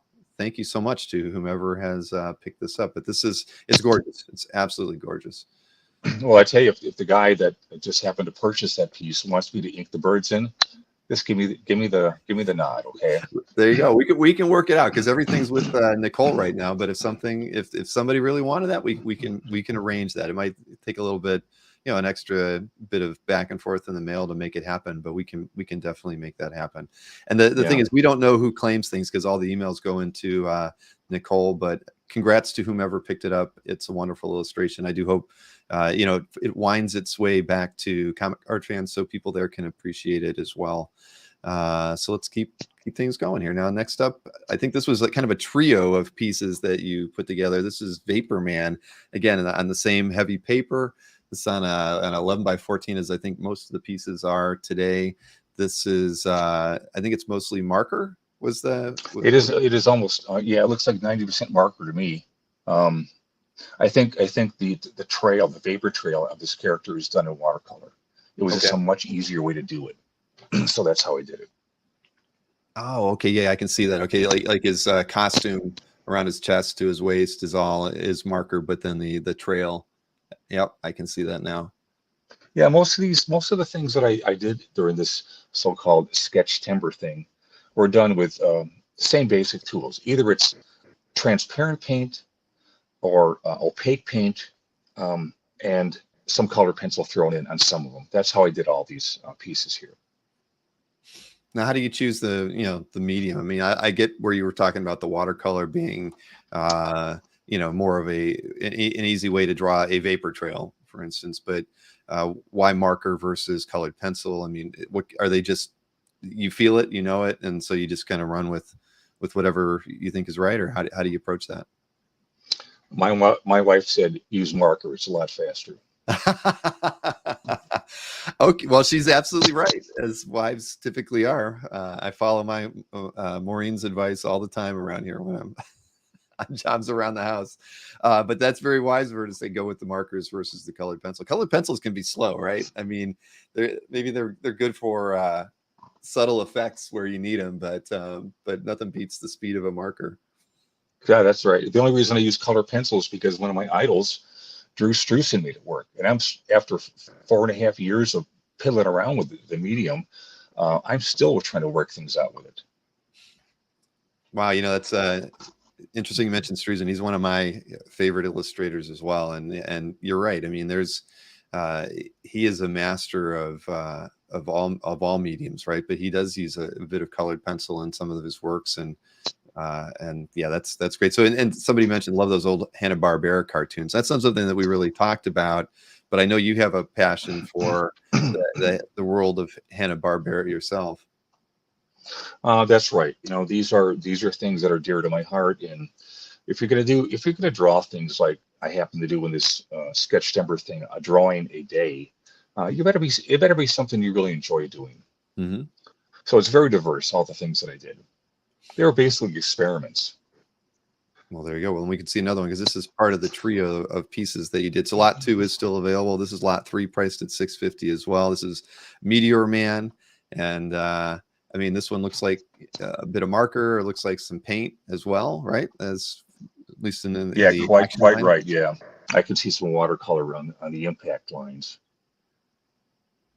But just fun stuff again. I mean, these characters, Hanna-Barbera was wonderful. I mean, I grew up on all things Hanna-Barbera on television, so it's fun seeing these characters as well. I mean, who didn't love Johnny Quest? As a kid, if you were from that era, I mean, there was just so much to enjoy there. The imagination that came up with a lot of the characters were always fun, and it was just a creative time. Back to experimental things. I think the thing that forget about doing this kind of work is it's supposed to make people feel good. When they look at it, if they're smiling, whether on the outside or the inside, mm-hmm. then you've done your job right. So whoever these pieces may go to, I'm going to bet they're people that had a smile on their face when they looked at these things. Well, I think it definitely is. And here's a comment from my friend ML in the chat. He said, who owns several pieces of your artwork, I know from his calf gallery. He says, one of my favorite Easter eggs from the dude is Clark Kent wearing a Mighty Mouse tie. So, just like you just said, it's things like that make you, you add, it's those details, right? Those small things that make a piece interesting for you to work on, and you hope brings a smile to somebody's face. It clearly did in this case.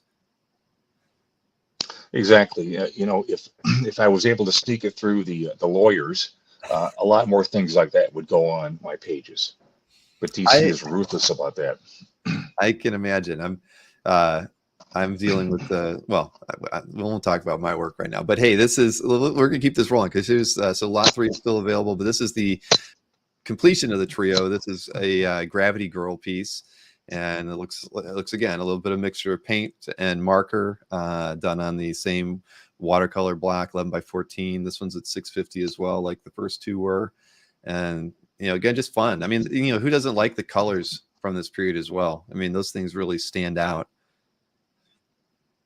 Yeah, all of these were fun to do.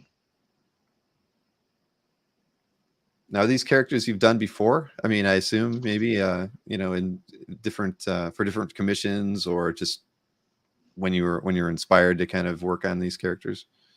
Yeah, that's right. A lot of people, when they ask for commissions, they'll ask for.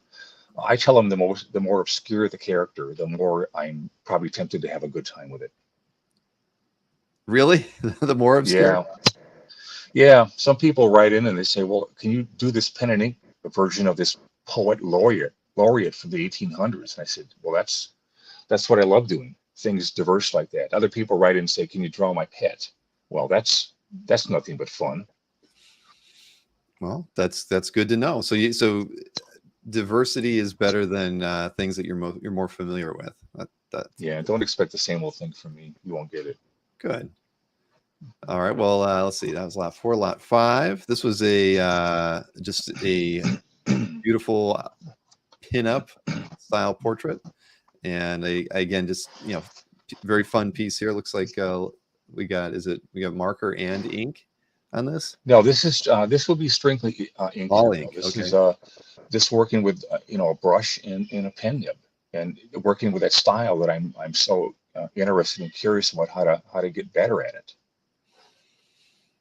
Well, again, it's a very confident line on here, a lot like the Alice piece. I mean, I'd be scared to death to put those lines in around a cheek like that, right? I mean, but Yeah, it is pretty unforgiving, this technique right here. That's why there's a lot of whiteout in here that I had to put in to get it right.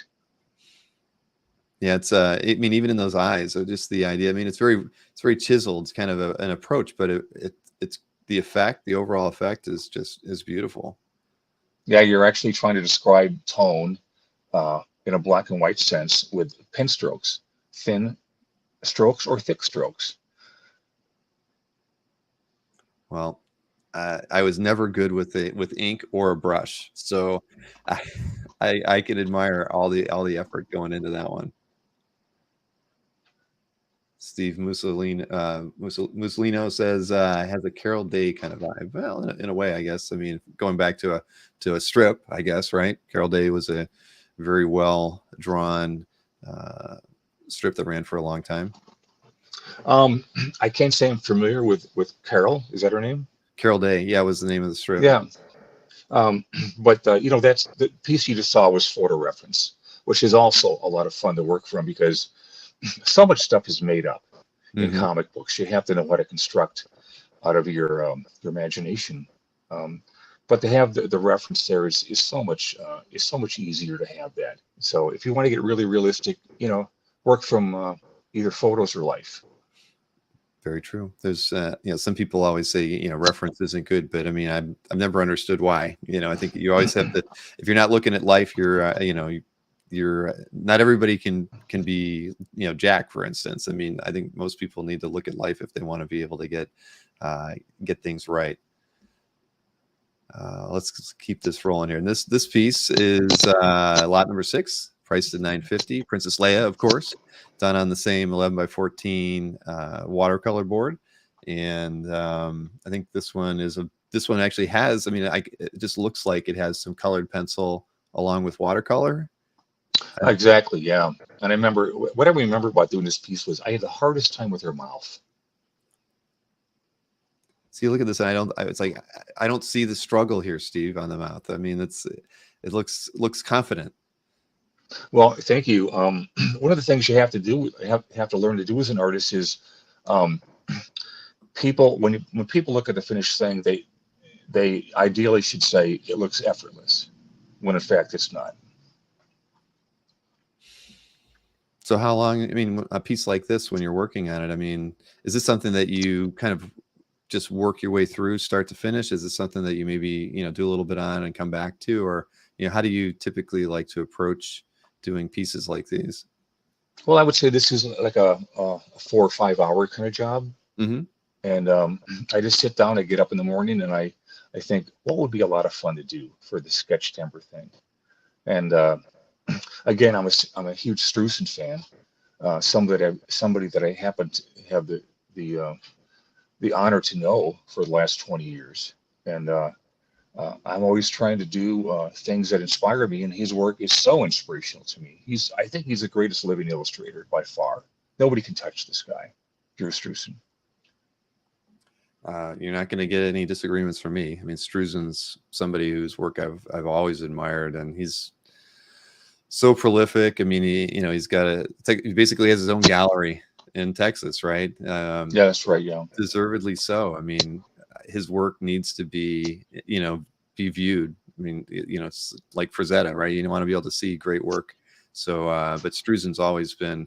There's a lot of Struzan art on Comic Art Fans as well. I'm always happy about that because some people maybe shy away from wanting to show illustration work on our site because it's called Comic Art Fans, right? But I love. I'm always looking. Yeah, I'm always looking for new pieces to print out to learn from. Mm-hmm.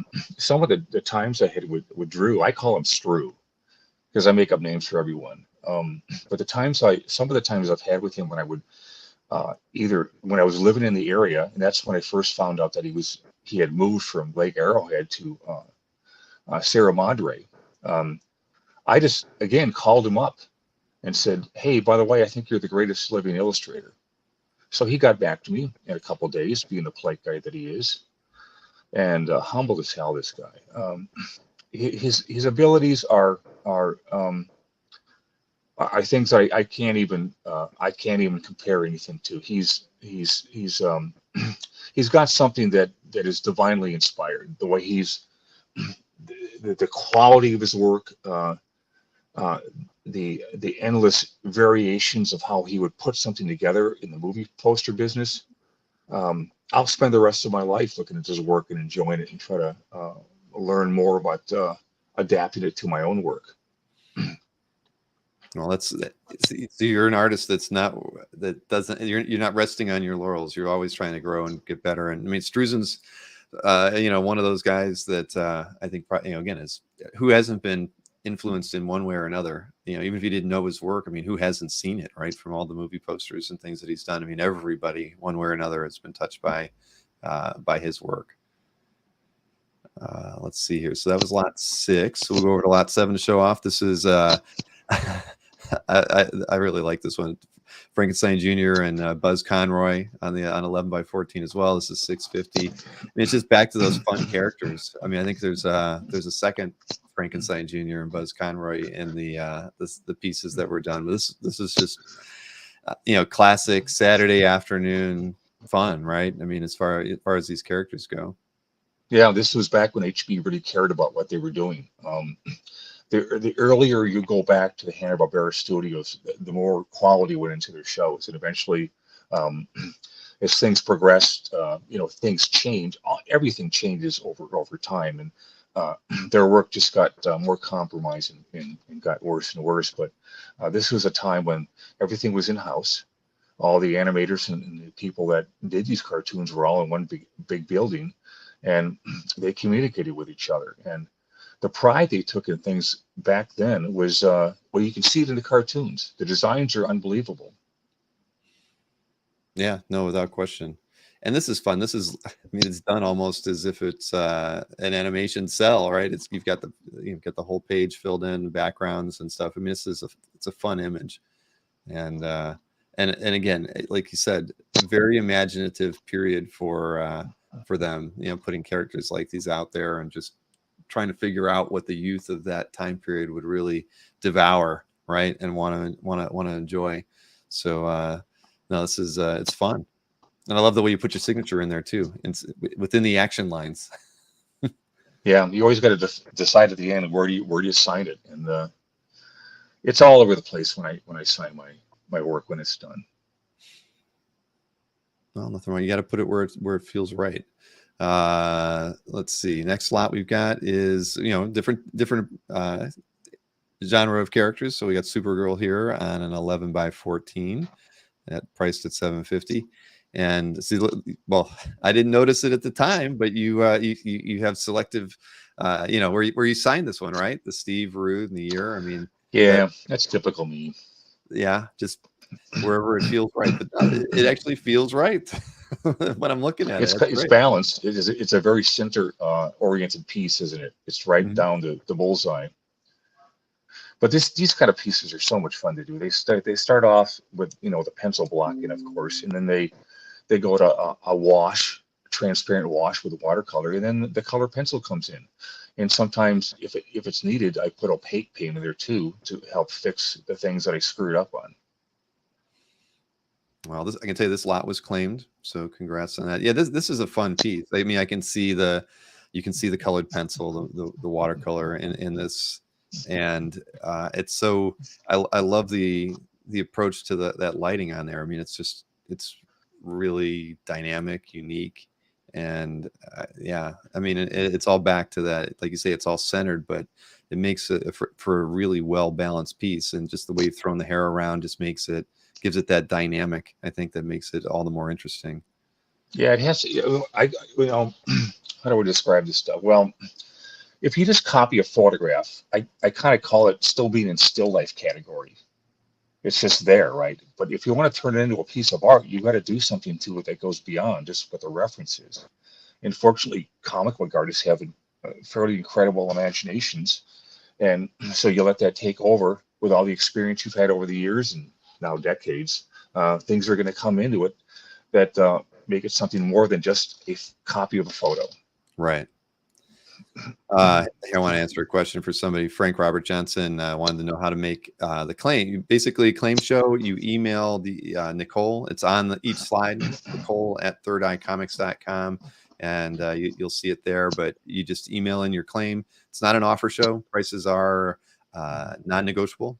When we do a show like this, we do have some shows where you can throw offers, but that's not the show we have here today. Frank, you just, if you like the piece and you like the price, shoot Nicole an email and she will let you know if you've gotten it. She relays those messages to me and I relay them to you. Let's see. And Stephen mentioned, I love Steve's Hanna-Barbera pieces. Stephen Snell offer a Sketchtober sketchbook as an add-on item.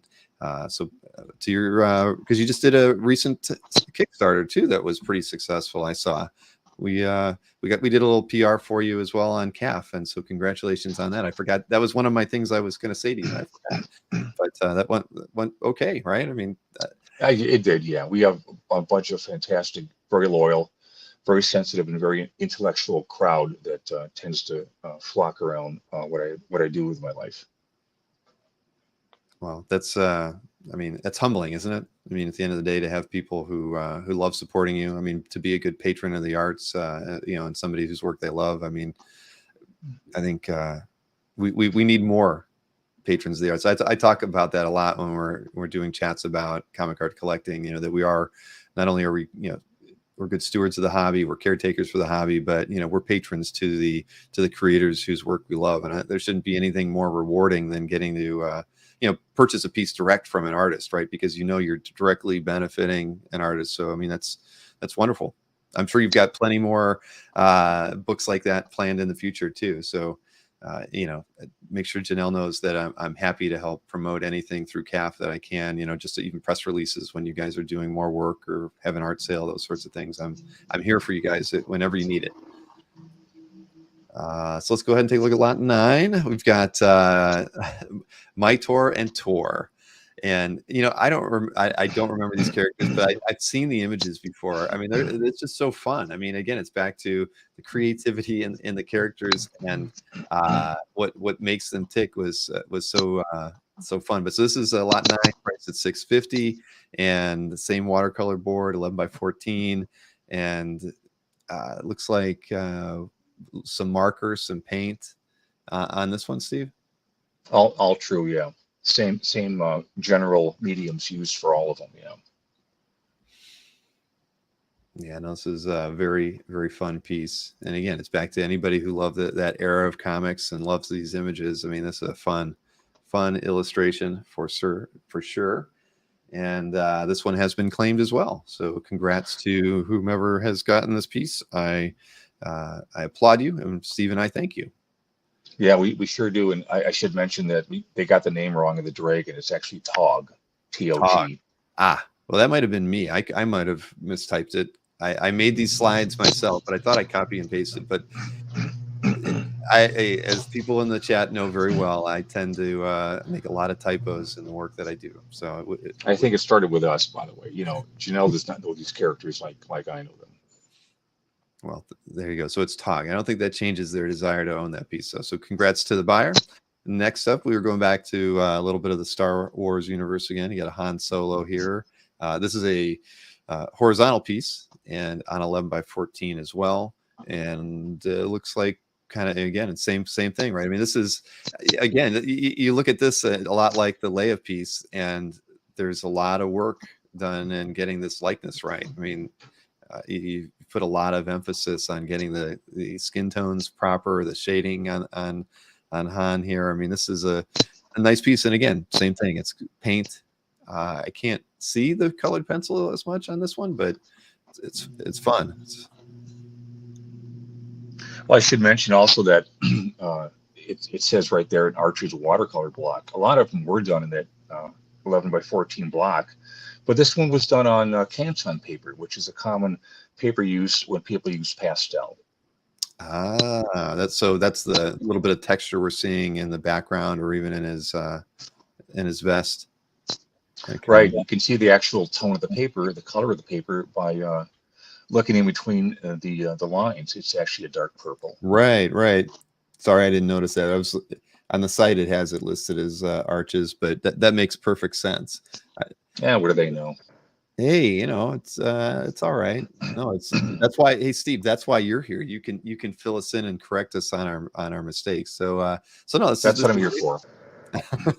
And I like what uh when I look at this, regardless, I love the outline on the character with the white. I love the different colors you're using to to make the flesh tone, because those are creative choices. They're not necessarily trying to, like the red at his collarbone, right? I mean, those are kind of just cool choices. I think that, I think maybe yeah, exactly. That's how exactly how we think about it. Once the more experience you have with your craft, the more you can be artistic, and that just makes it all the more fun.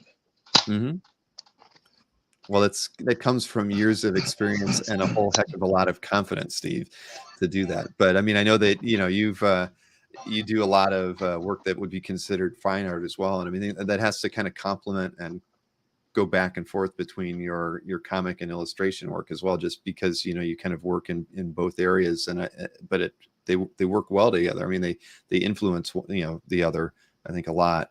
But so that's a great piece. It's still available. And next up, I can show you another one. It's lot 11. This is a Hellboy, of course, but about ready to give you the boot or the fist, I guess, one way or another. But this one's a lot of fun. Now, this one is this one on? This is on the watercolor block, so and you can see It is. Yeah, it's on white watercolor paper, and yeah, it's the same kind of medium going on there. And you got you got the watercolor, you got the colored pencil. I mean, it's exactly. It's very nice. And I love the fact that on this one, you've kind of you were definitely trying to highlight the character more by filling in the background with that kind of subtle, soft action lines going on behind him, and then emphasizing the figure and their genes and stuff to kind of make him pop like that. Yeah, I worked from reference on all these things, of course, movie stills. But the funny thing about working for these stills, these photos, that I think Frazetta was like this a lot. His imagination would take over, and it would go way beyond what you're looking at in the photograph. And that just happens to happen to me all the time. I see things differently. I change the colors, I change the values, I'll change the pose. And if you learn how to construct things like most comic book artists do out of their imagination, you're going to let that take over at some point and go beyond what the photo shows you. Well, it's well said. This is it's a very nice piece, and it is it's still available. And I just saw Rich Cirillo in the chat mention that he got the My Tour. So congrats, Rich. That's a very nice pickup. I like that piece a lot. And I know that, and I know that will end up in Rich's gallery on CAF. Let's see here, lot 12 on the Arches watercolor again. This is an Ultraman, and again, if you grew up during this period, you'll remember watching Ultraman on TV quite a bit. I mean, I watched it, and I never quite, I don't feel like I ever got it, but I enjoyed watching it because it was one of the more off the wall things that I remember watching on a Saturday afternoon. But so this is lot 12, priced at $600. I mean, I assume, for you, I mean, well, I love the lighting on this piece. You put that the yellow and orange in the background, and it's highlighted on the costume up around his shoulders and his arm. I mean, it just makes for that's what made it a piece of art instead of just a photocopy. Is the background there. No, I agree. This one's cool. I mean, I love this. And this was probably one of my earlier introductions into martial arts in something outside of a kung fu movie, right? I mean, just fun, crazy sci-fi adventures. So yeah, Ultraman was always awesome. Well, the funny thing about this piece, Bill, is that this TV series was beyond my age group. I never grew up watching these shows at all. It was because I was past that and looking at the girls and things like that. But I just thought the character was so cool looking, and that's why I picked him out. Well, he was, yeah. I mean, this for me, I mean, it was a little bit before. I'm sure I was watching it, in reruns since I was born in '68, but still, these were just so. It was just fun, It's like the Power Rangers owe a debt to what Ultraman, as a series did. So, and I can tell you this lot has been claimed as well. Thank you for the text, Nicole, and congratulations to whomever got to pick that up. That's a great one, really, really nice one. All right, Yeah, this is fun. This is a lot of fun to interact with people. I mean, like I said, that is part 2 for an artist. You do the work, you send it out, you get feedback. Well, we're getting some good feedback today. So here's one, a blast from the past. Billy Zane, when he did the Phantom, I don't recall what year that was. It was a while ago though. I'm sure somebody in the chat has a photographic memory, and maybe you know what year the Phantom with Billy Zane came out in, Steve. But this is lot 13, priced at $900, and a lot of attention to detail in this piece, edge to edge, as far as an illustration goes on this board. Yeah, I remember when I did this one, Bill, I had trouble with the hands. So I had to go shoot reference of my hands. Hands are not the funnest things for me to draw. They're very complex, and they're always giving me a hard time. But you can't do bad hands, or you're going to be labeled an amateur. That is true. I mean, a really well rendered hand when you see it, because that's the thing. Hands are like the most difficult thing to draw or paint. And for me, as with my art background, it's funny. I think that's one of the things that I look to, when I'm trying to like just admire a piece of work, whether I'm going to a museum or whatnot. The way somebody can handle doing hands properly is just so crazy. And I know a couple artists that I do a lot of work. I publish an art annual, and it's funny. I'll see when an artist posts something on Facebook or social media. The one thing that you see them mention the most is when they get the hands right. It's like, I knew it. You look at this hand, whether it's like clutching a tapestry or something, and the artist, you feel there's a sense of accomplishment when you can get a hand done right. I mean, that's just the way it is. And it's something that because it's so difficult. It's not, we joke about artists that don't draw feet or whatever like that, but everybody's got to draw a hand. You can't hide a hand. You know what I mean? So you got to get it right. Yeah, absolutely. I mean, I think what people notice more than having done hands right is when they do it wrong. Mm-hmm. Very, very true. Oh man. I totally agree with you. Sorry, I was reading a little bit on the chat, but artist, Nick got the Ultraman. Congrats, Nick. I'm sorry I missed that. So thank you, Nick, for picking that one up. That one's gonna be it's in a good home now. But all right, so this one's still available, lot 13 at $900, the Billy Zane Phantom piece. And then we've got another one of these. This is the Frankenstein Jr. Buzz Conroy piece. This one's priced at $650, and again, just classic pose for this character and all kinds of fun, right? It's back to just enjoying that period and these characters. So this one is done on the same board.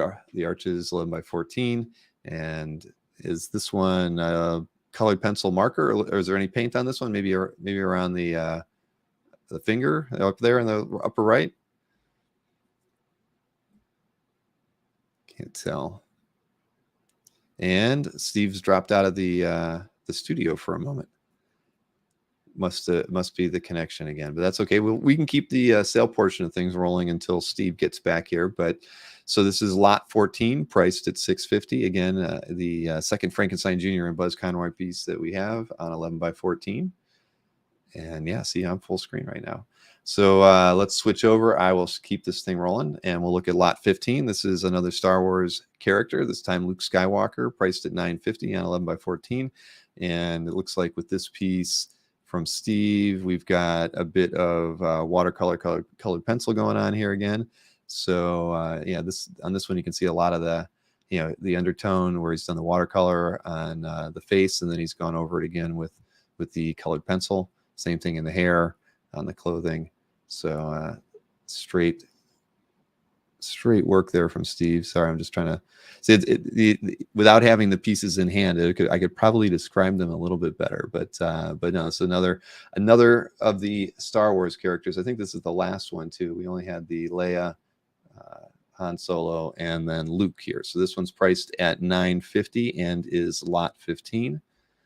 And we're going to go take a look at lot 16 next. This one is an Indiana Jones piece on the same board, same size that we're all now familiar with. And again, this one is done with watercolor and colored pencil as well.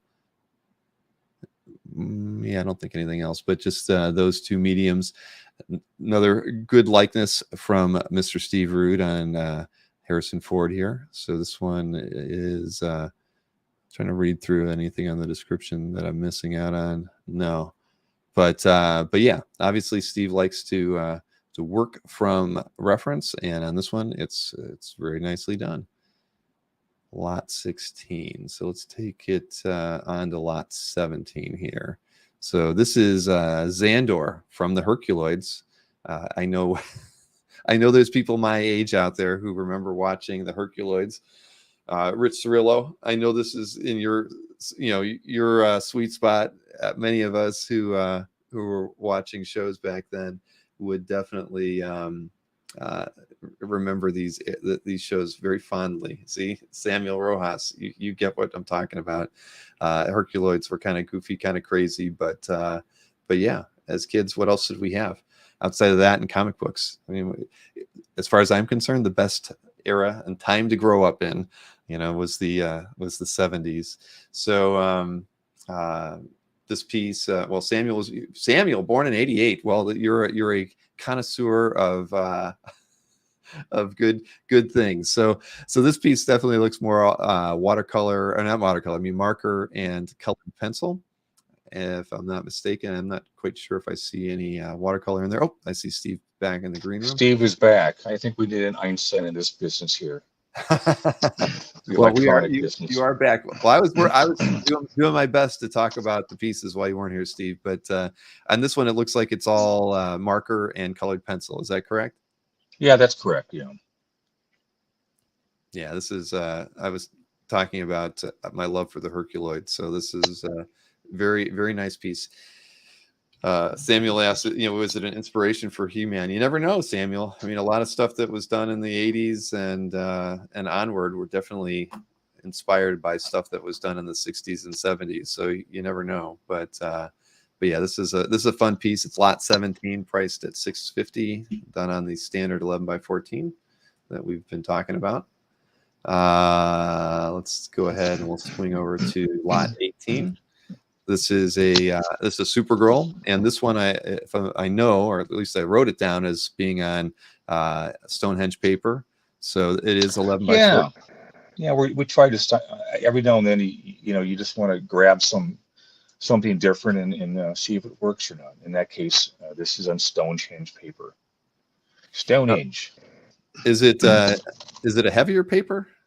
No, it's actually very thin. This kind of stuff, and I just thought for variety reasons I would try it.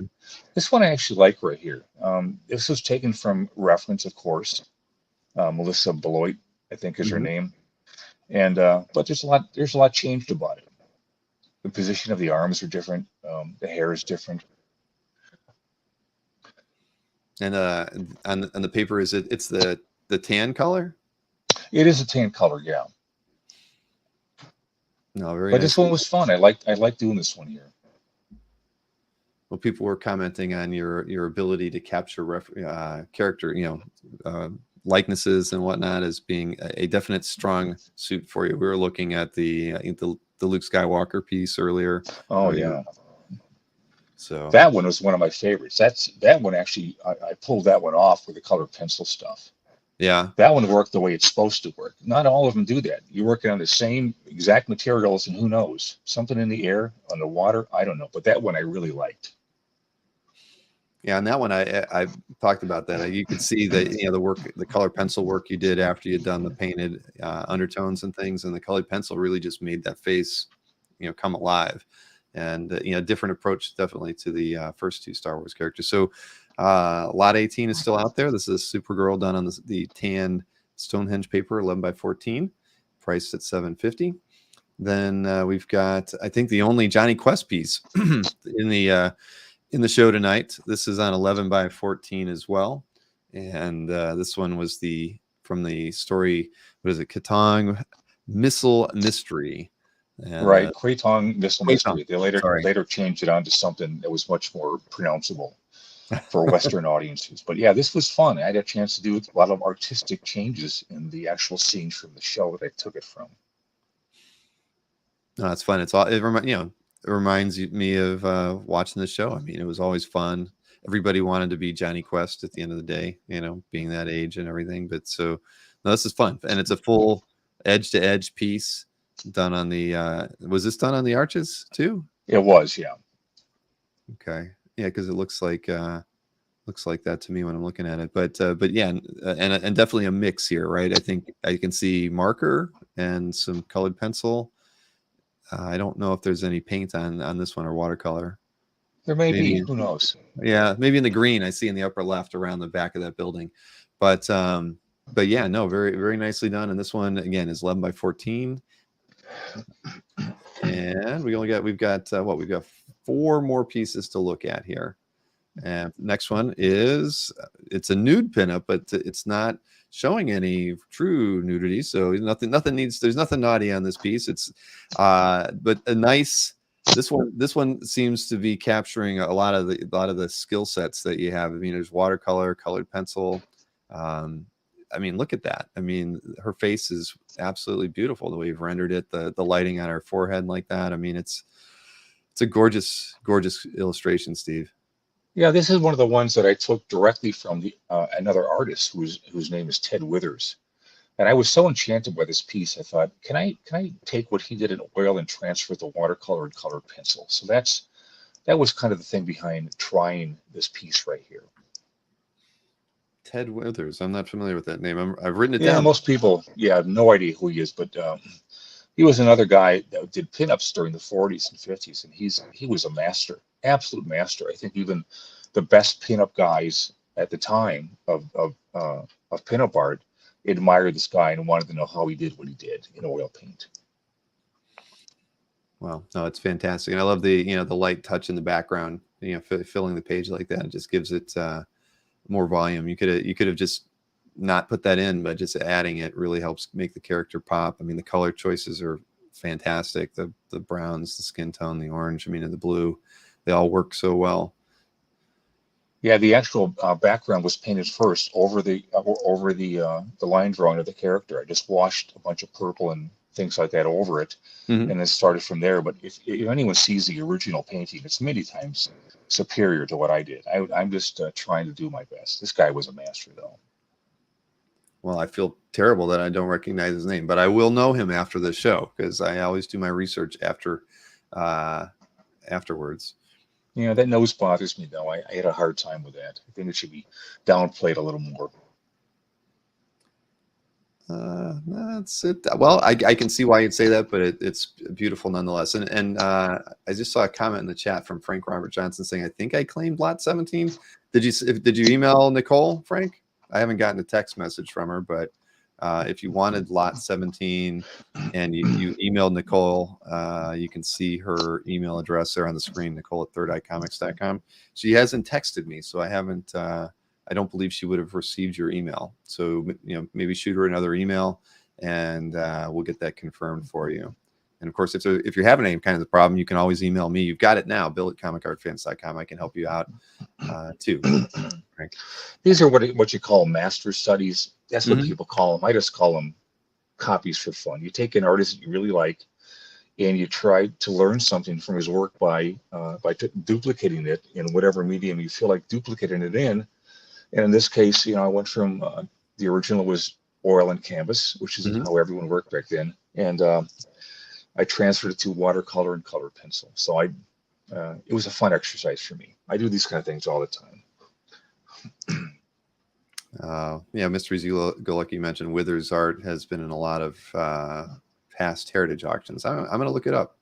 And Frankie, say your email bounced back. I would guess maybe you typed something incorrectly. I'm gonna highlight it as sold in my list, so I got it. My email address, so if somehow it's bouncing, I can assist you with that after the show for sure. But you just shoot me an email and we'll correct it for you.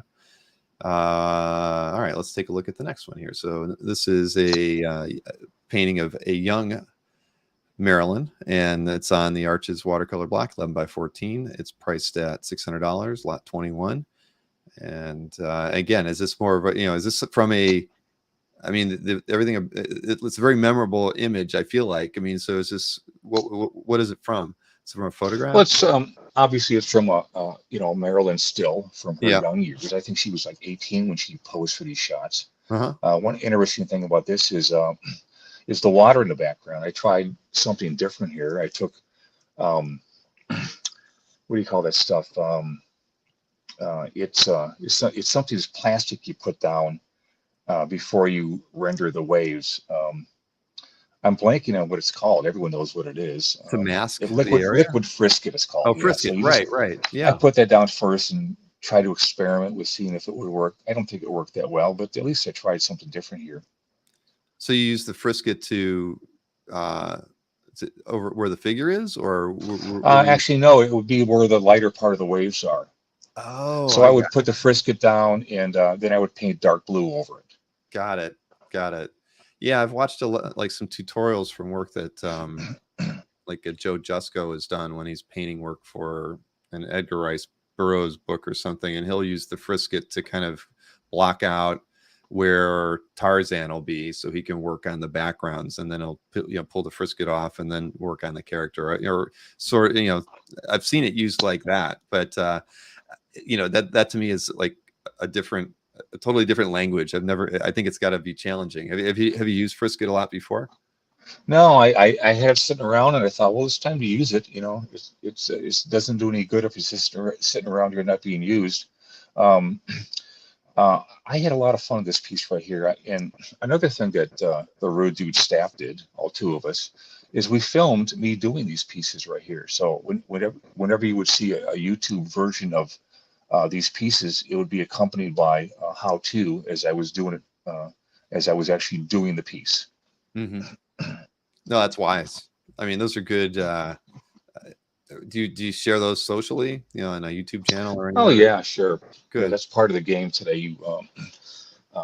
Artists get a chance to show people directly how they do that. It just wasn't true in the influences that I had in the war years. I mean, Mm-hmm. there were no books on these guys. There were no tutorials. There was nothing filmed. Just barely. There might have been a couple things that got leaked out, but nowadays it's a different world. You're going from 1940s to 2023. It's a different world, as it should be. Exactly. And Frank, I can tell you that Nicole did get your confirmation email, or that she did text me that lot 17 was claimed. So we got it. We got it right that third time. So thank you, Frank. We all appreciate that. Let's see. We've got two more pieces to look at here, and this one is another character reference we all know, Christopher Reeve as Superman. This is lot 22, priced at $850, and I can definitely see the wonderful work done on this one. You can see the colored pencil. No, this is pastels, isn't it? I mean, it's not even colored pencil because it looks too smooth. Is that true? Yeah, there's a lot of pastel in here. I'm trying to find something different because I'm very restless with doing the same old thing over and over. This was done again on the Canson paper, which is meant to be worked on with pastel. Mm-hmm. And this was my try at doing that. No, this is gorgeous. I mean, pastels are very difficult to use, I think, and you've done an amazing job on here. At first I thought it was colored pencil, and then I can see how thick the strokes are for the color, and that's how you can tell it's some of the piece of pastel. It's a lot of work there, but again, a lot of fun too. Great likeness of Mr. Reeve. When I saw this one, I had to go back and I actually I read. Well, it wasn't a long biography, but I wanted to go back and remind myself about Christopher Reeve's career. I mean, such an amazing actor, who had a terrible accident, and just we didn't get anything from him after that. But his without him, we wouldn't have had the Superman that many of us remember as a kid. So he was perfect for that role. But this is on 11 by 14 again with pastel on the Stonehenge paper. This was actually on Canson paper. Oh, is it on Canson? I'm sorry. Right. Pretty much the same kind of paper, but just slight differences. Mm-hmm. All right, so this one's still available, and then the last piece is actually a pair of pieces, and I'll show you. There's like the composite of the two images there. Effectively, I can show them to you this way too. There's the image above the art description it's on an animation paper, same size, around 11 by 14. It's Space Ghost on one and Sandman on the other. And so what this could be, there's a lot of interesting ways you could probably frame up something like this. The pair together are $650. It's just fun stuff on this one. I mean, it looks like, you were really, you were confident in all this. I mean, it seems like they were just familiar characters for you to work on. Oh, they sure were. Yeah. I mean, I grew up with the show and it influenced almost everything that I do. I think Nexus is kind of my version of Space Ghost, more of an adult thing, of course. But this was done in two different pieces of paper. And then I actually did a third version where it was combined. I don't know if you have that to show people, but I think I wanted to do a piece where they were both on the same piece of paper. So there's always that one too. Let me see. Was that the one I got? Sorry, I'm just scrolling through. I don't think I got. Well, I have the only image I had that had the two of them on it was that one that I showed first, where it was like split. I was given that image where it has that red line through it to show the two characters together. I didn't get one. Oh, I know which one you're talking about. Yeah, that one wasn't in the set that I got, or that was sent to Third Eye. I can show people that though, because it was stunning. It was beautiful. Sure. It might have gotten sold, Bill. So who knows? Yeah, but I don't mind showing it because I thought it was a great piece here. Let me go ahead and show that too. Let's see over to here.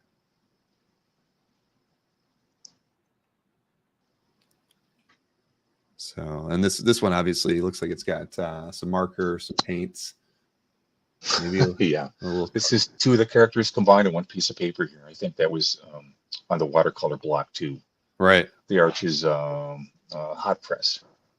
Yeah, that's a nice piece.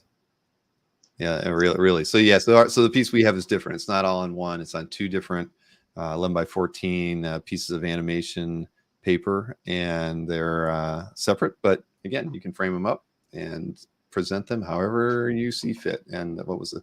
Let me swing back to remind myself that it was $650 on that lot 23. And that one, and again that one. There we go. So that one is still available too. I'll run through all the pieces that haven't sold so everybody knows, because as everybody knows, we typically sell pieces after the show. A lot of people watch these shows, Steve, on the rewind because they can't tune in on a Saturday afternoon and hang out with us live, and that's okay. But if for those of you who see pieces that went unclaimed during the show, you're more than welcome to shoot Nicole an email, and she will let you know if it's still available and can arrange the purchase for the artworks. So don't hesitate. Definitely, if you're interested in a piece, shoot her an email, and she'll get back to you right away, letting you know if it is available or not. Yeah, these pieces are generally very underpriced to make them available for people that can't afford larger pieces or more complex pieces, because they can run in thousands and thousands of dollars sometimes. That is true. I mean, you and I should have mentioned it kind of at some point during the show today, but people can, of course, find out more about projects and things you're working on, as well as some artwork that you have for sale at steverude.com. That is Steve's main website URL. So where you can learn where all things about the dude can be found. Okay, I got to ask, did you give yourself the dude, or who gave you the dude moniker? Yeah, that may be one of the questions I get most asked about. Oh, shoot. Well, I didn't want to ask questions that everybody else asked. Well, I might as well go through it again. I used to work at Pizza Hut when I was starting from the age of like 19 to like 22 or something. And there was a guy that called everyone dude. And I started picking up the habit of calling everyone dude. And I thought, maybe I should call myself the dude. So I became Steve Rude, the dude. And after all this time, the word is more popular now than it seems to ever have been. It is. It is. But you were the first. Uh, hey, I managed and worked at Domino's Pizzas for about 3 years during my college, well, pre-college and first year of college. So I understand that business, but I don't think I ever got called the dude when I was working there. But okay, that's a fair answer for that one. And I just noticed I got a text that 23 was claimed, and I saw Frank mention that he picked up that one as well. So since Frank picked up 2, I could also let everybody know, of course, that shipping would be combined if you bought more than one piece. So for those of you who have, obviously, that's a little bit of a savings. But yeah, Mike Sitchy says you were the original dude, and so did Rich. Everybody.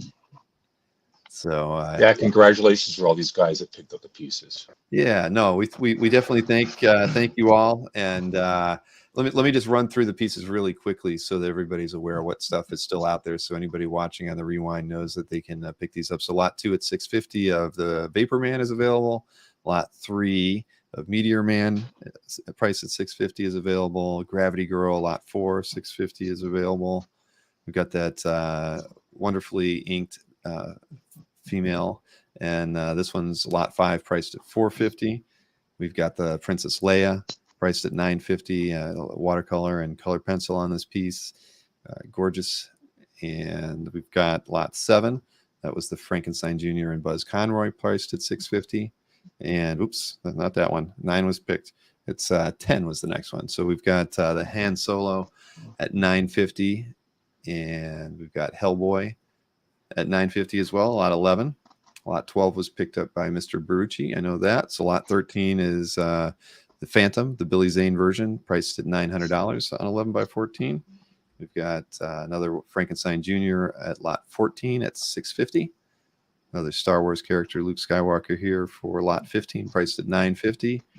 I've got the Han Solo. I'm sorry, I'm mixing up my popular movies now. Indiana Jones, lot 16 at $950. Let's see, 17 was picked up by Frank. We've got the Supergirl at lot 18 at $750, and the Johnny Quest at lot 19. That one's $650 as well. Then this wonderful illustration that now I know I have to go research Ted Withers a bit. This is lot 20, priced at $900. And we've got 2 more here. Lot 21, the Young Marilyn, of course. Norma Jean, as several mentioned in the chat. This is priced at $600. And finally, the Christopher Reeve Superman, priced at $850, is lot 22. So again, anybody that has seen any of those live or after the fact, please reach out to Nicole and let her know that you're interested in a piece that wasn't claimed. If it's still available, Nicole will confirm it, work out payment details, and for all of you who bought art, you'll get those pieces, I promise, before the end of this upcoming week.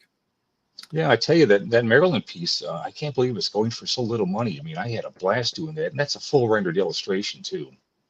Well, that's you're right. I mean, I don't know. That was the price on but It's a mystery to me. Right. Well, and you know what, on that piece, it's funny. I'm looking at it again because I've got a separate window open, and I just like the way that you approach your signatures on these pieces. Like on that one, it's kind of rolling on her shoulder, going to the edge of the page. I just think that's fun, Steve. You're not worried about signing in the border, right? You're finding a way to kind of even keep your name be a creative element within the work. I appreciate that. Yeah, well, I've always thought outside the border, so that should be a surprise to me. And I'll just let you know, the Norma Jean was claimed, lot 21. I just got a text from Nicole, so thank you to whomever picked that one up. They have a good eye. Maybe it's because you said, you just mentioned how much work got put into it. It was about the same time I got that text. But Steve's camera, it looks like he might be froze again. Yes, he is. This is we're going to work out a better internet connection. I think next time we get Steve on here, while he's froze, so let me swing things around here and hide Steve, but until he comes back. But so this has been a great show, and I know that we had a few technical difficulties with Steve's internet connection there, but fortunately, the crack staff at the Rude residence has kept us going, so I appreciate them. I do see he's dropped completely off the screen at the moment, but hopefully we'll get him back here for one last thank you to everybody. But listen, this has been a lot of fun. Steve, I think is somebody we could have back, art sale or no, and we could talk, about his career and definitely his experiences with other creators. We know that he's been very fortunate to have been in the business since the early '80s, and he's been going to San Diego pretty much a lot during that time, and just the people that he's got the opportunity to meet. I'd love to learn more about his interactions with Gulacy, because Gulacy is one of my favorite artists from the '70s. I mean, even today, but I mean, I really got turned on by to his work back then. And so, I think if we have Steve back on, what would be cool is to have everybody kind of jot down, things, that and people that he's had the opportunity to work with, just to get his insights into those other creators that he's had the opportunity to cross paths with, because I think, clearly there's many. And Steve it doesn't hold anything back. He tells us exactly how he feels about them and his time with them. Like Rich just said, hooked on Rude since his Kamiko Space Ghost, and we're back. Hey, Steve. And we are back. How about that? One thing I was showing to some people original art earlier. This is a page right here that I've tried some techniques that I've never done before. This is a page from the latest Thune World book right here. Again, the paper's huge. It's very thick Bristol board. But you see that kind of techniques that I'm working on there. This is something from the turn of the century right here. This was very much inspired by what I've learned from the Prince Valiant comic strip by Hal Foster. Oh no, that's gorgeous. I love the way the second panel is done too, with that machinery they're pushing. You've kind of, the panel layout is awesome, where you've kind of got that rounded panel going on there leading into the third tier of the piece. I mean, exactly, yeah. And the funny thing is, there's always, when you ink your own work, there's always some little things you can slip in at the last minute that you hadn't thought of before. But if you see that little rat up here, I put him in just for a gag, and he's running alongside of the character right here, Fred, Judah Maccabee. Mm-hmm. Then he leaps onto this is so mathematical. He leaps onto the thing he's turning there. And there he is, just hanging out there. That is such a Steve Rude thing. That's great. Yeah, I love it. I absolutely love it. And what is that? Is that a spider, a scorpion? I can't tell what it is. It's a spider, yeah. And the spider was introduced way back in Nexus number 8, I believe, or number 10, as a backup feature. So I brought him back because my memory of all the things we did with Nexus, Mike Barron and I, is very clear.